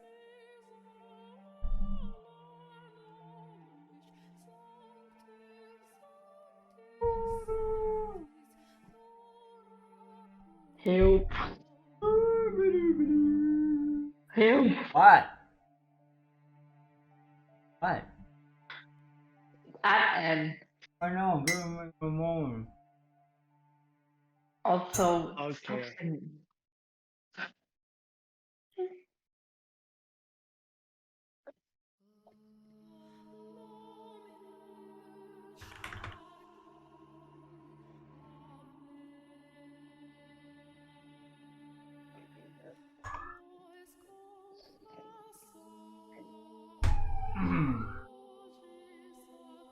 The moment.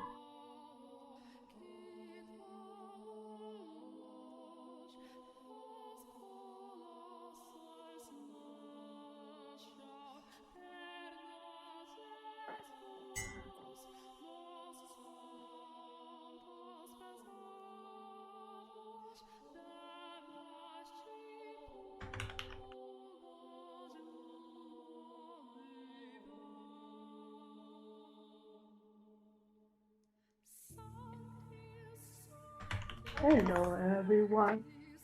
We are waiting for him.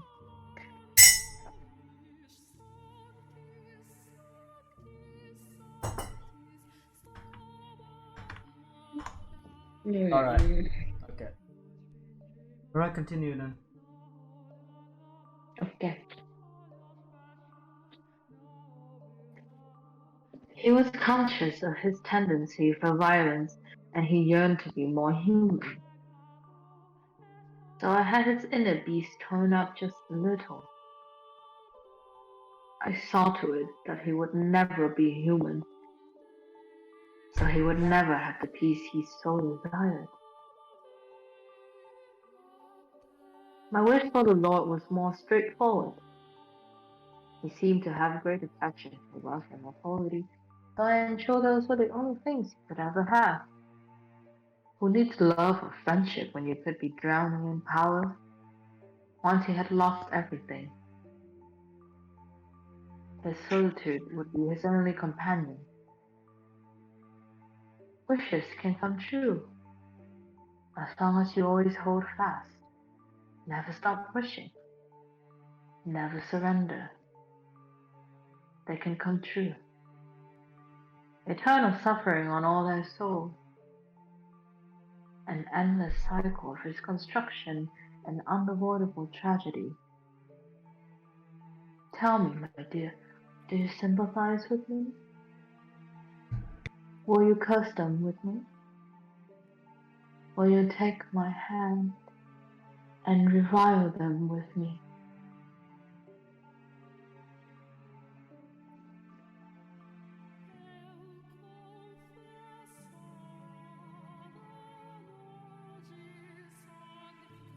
This time, when my body crashes into the tower stairs,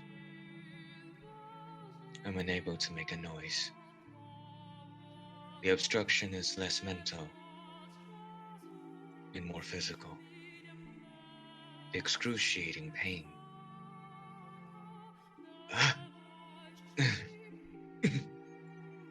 It's so intense, I can't even eke out a scream. My vision is distorted. My mind thick with fog. I feel like I'll fall into a bottomless pit if I loosen my grip on my consciousness even slightly. Through the haze, I see my own severed left arm, reflected in a pool of blood. I see my face, large chunks of flesh peeled off.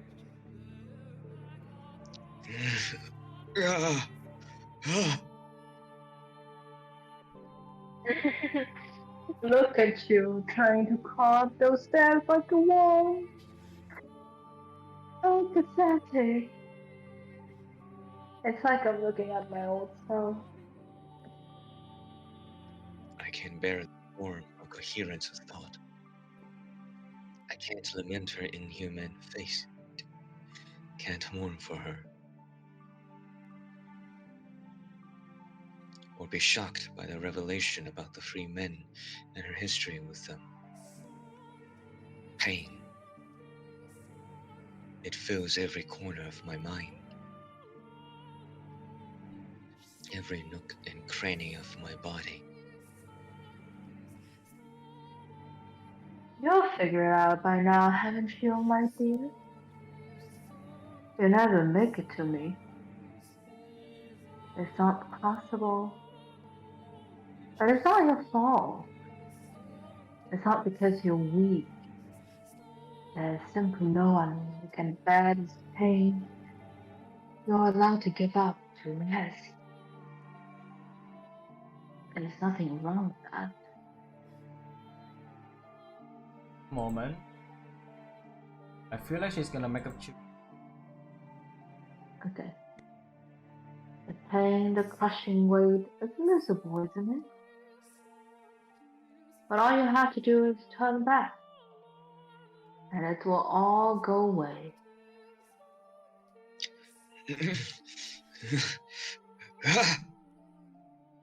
The witch whispers her sweet temptations. You put in a fine effort. There's no shame at all in throwing in the towel. Her voice is soft, gentle, pleasant, saccharine. Concede defeat. If I do, it will all go away. the searing pain spreading from the stump of my left arm. The sensation of being perpetually drained of my blood. The miserable solitude of staring at a door that never opens. The laughter I can hear through the window. My miserable wailing in this maddening hatred. I can end it all. What's wrong with being angry? You have the power to make it stop. Make it all stop.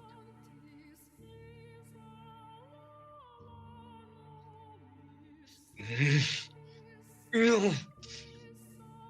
I can't let that happen. No! I have to get her back at my side. I will do anything to take her back. Even if it means I end up with 1,000 tiny scraps of meat. I will not give up on her for any reason. You won't, will you? Oh, such beautiful resolve. Willing to sacrifice yourself to save the girl. Like a hero of legend, or maybe a fairy tale prince. No. I am no hero, and I am no prince. I am a human, an ordinary man. I don't have any extraordinary potential. I'm not a courageous leader or charismatic general. I'm just a regular man in love with a regular woman who refuses to lose her. I don't need any other accomplishments. Only that. That's all I need. Because I'm just a regular man. My one act of resistance. It doesn't matter what you say. It doesn't matter how much you cut me up. Nothing changes what I have to do. I have to take her back and set her free of this mansion. Nothing else. And never will I back down on that.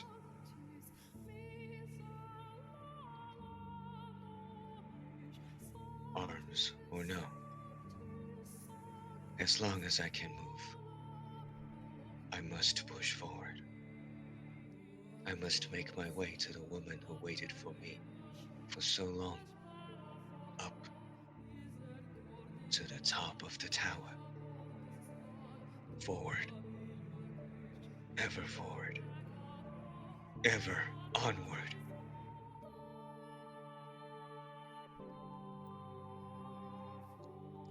Dragging my bloody body, paying the pain no mind. I once more arrive at the top of the observation tower. I place my hand on the door, holding myself up with my lacerated right arm. Take a moment to catch my breath and lift my head, gaze into the void, and shout her name. Morgana! I pity you. I truly do. You were a saint, shackled with an unfathomable hate, and for that I am enraged. As I felt your pain, as I watched your life, I too felt a burning hatred for those free men. If you surely feel that way, then why can't you stay here with me? We're all dead anyway. We're rich our ends. Do you honestly think there's anything more for us? There isn't. The end is the end. So what do you say the three of us? You and Giselle. Torture the three of them and everyone they cared about. Make them suffer here for all eternity in this house. And that way you and Giselle can be together forever too. That's not an option. Why not? Because hatred only brings you pain.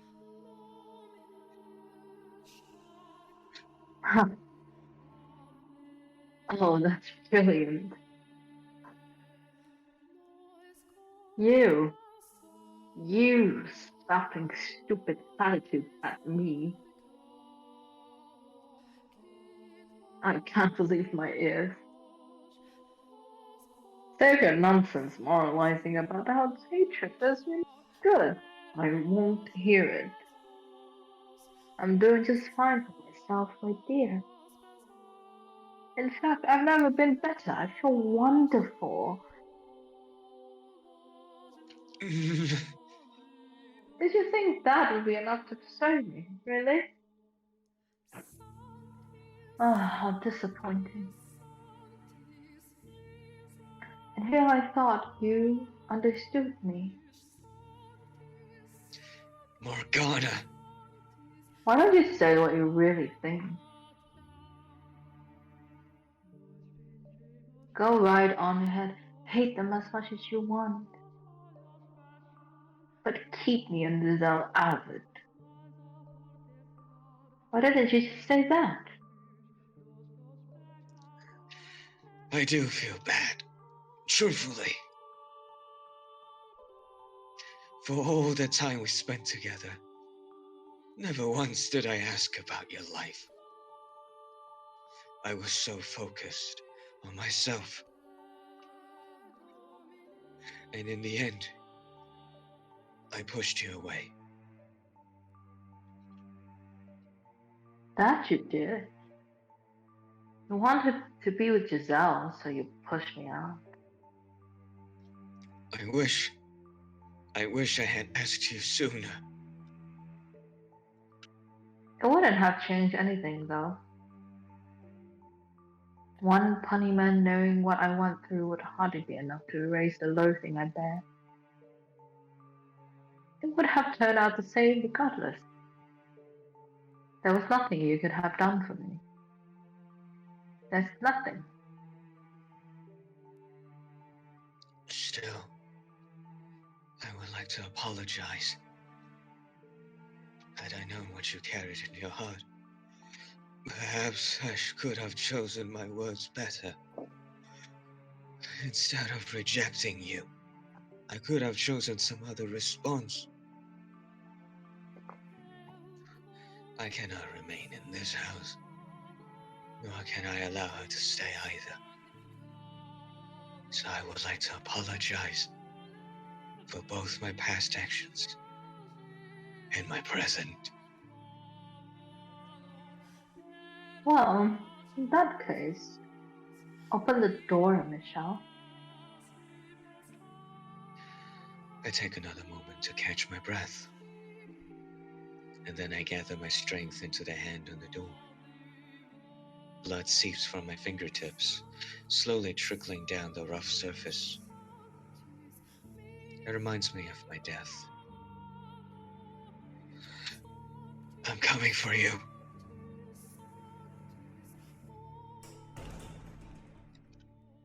I push open the door, praying that it will be the last, that beyond it lies light for Giselle, and if possible, that it might cast a bit of light on Morgana's heart as well.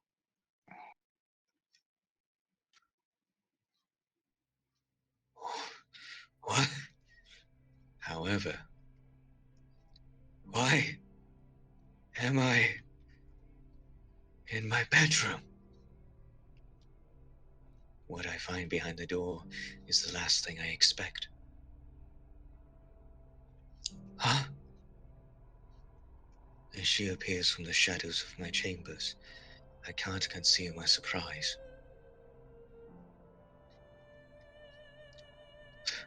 Giselle, is this another illusion, Morgana? No, not. I am the real me. Thank you for coming all the way here for me.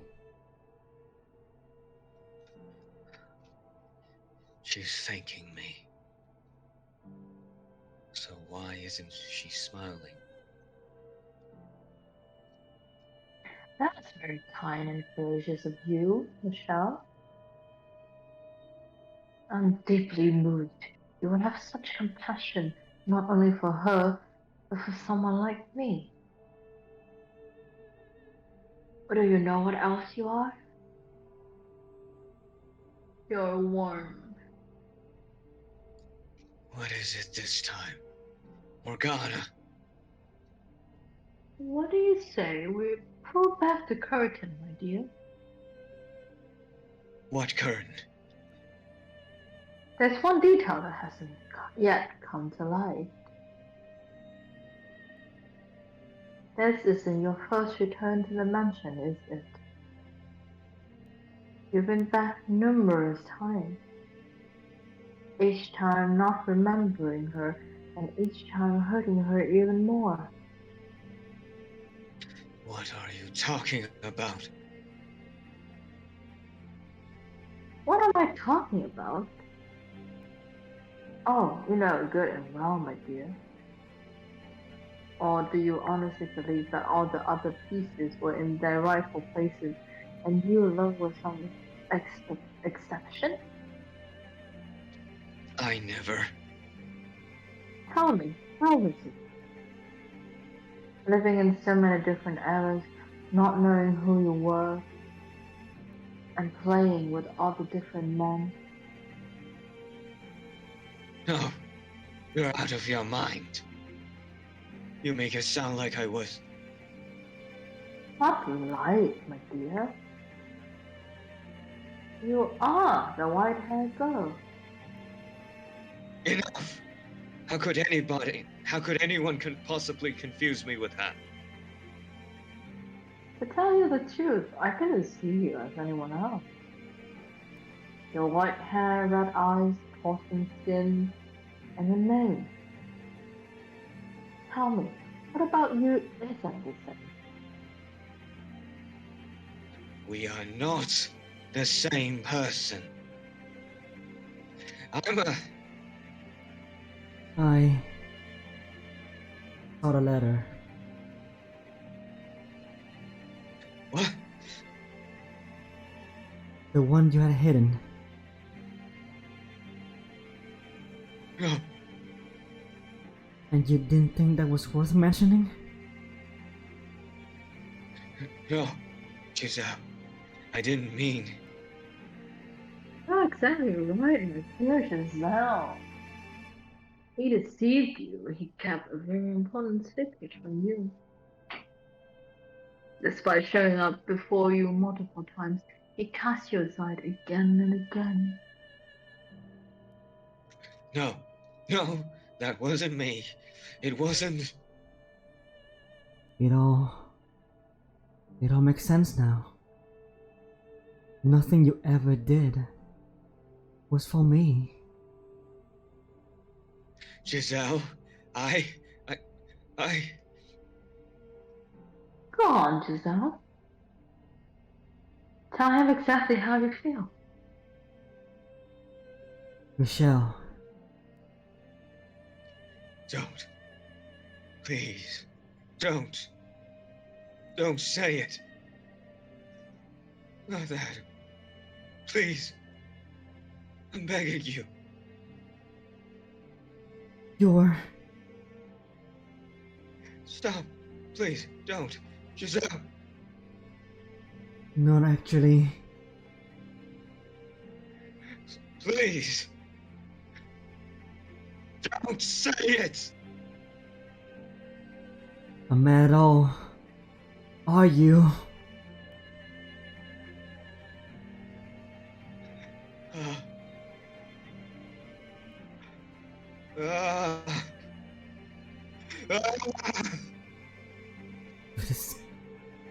You're disgusting.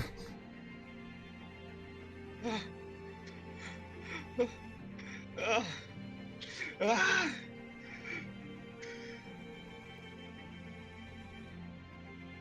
One. It could have been, my dear. The only one who could have been the White House. Next moment, Shit, give me a moment.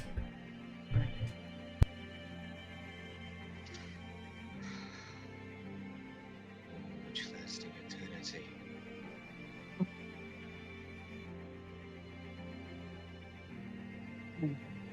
I found out when Giselle said your expression. I wanna cry so badly.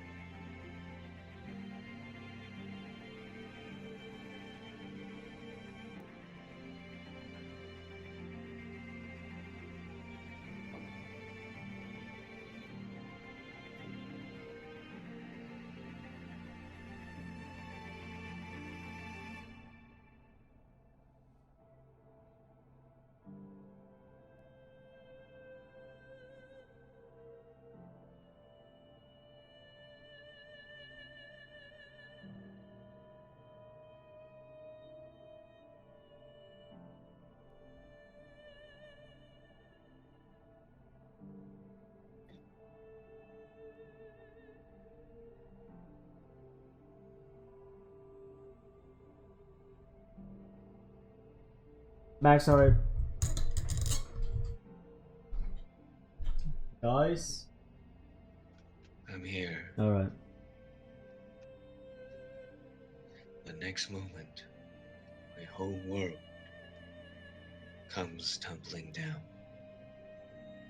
I could have borne anything. Losing my arm, having my face torn off. Any amount of pain I could have handled it. For you, I could have done it. But this, hearing those words coming from your mouth, being rejected by you, that I cannot. Those words, they bury me alive. And you're the one person I never wanted to hear them from.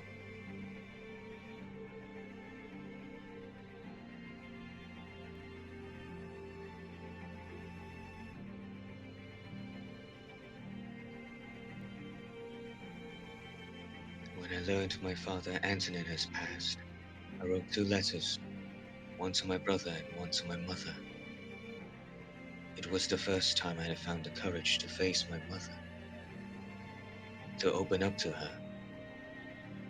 I wanted to show her who I was, convinced that I wasn't cursed, so I could be myself when I returned to the capital with Giselle. Dear mother, there's something I wish to tell you, something that means a great deal to me. So I ask of you, please hear me out. And I ask of you, please accept it. Mother, I no longer bear any resentment for my present lot in life. Nevertheless, I would ask of you to concede one thing, that I was never cursed, that I was always your son, that I am Michelle, not Michelle. I have found someone whom I care for dearly, a woman, and I love her with all my heart. I would like to spend the rest of my life with her. I do not wish for much, simply to have a quiet life with her. To go through our days together, man and woman. That is the one thing I want. Mother, I know you're aware that my body is no longer female. I am a man. My heart is male. And I ask of you to please accept that. I have no grudge with you. In fact, I am incredibly grateful to you for bringing me into this world. With love, your dearest son. Shortly after sending that letter, I was killed.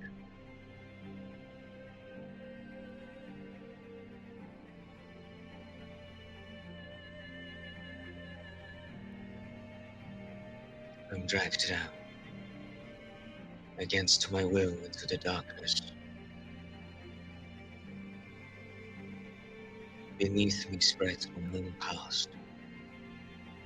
My door, the door I swore never to open. Despite all my efforts to resist, the door pulls me in. Into a world I never wanted to see.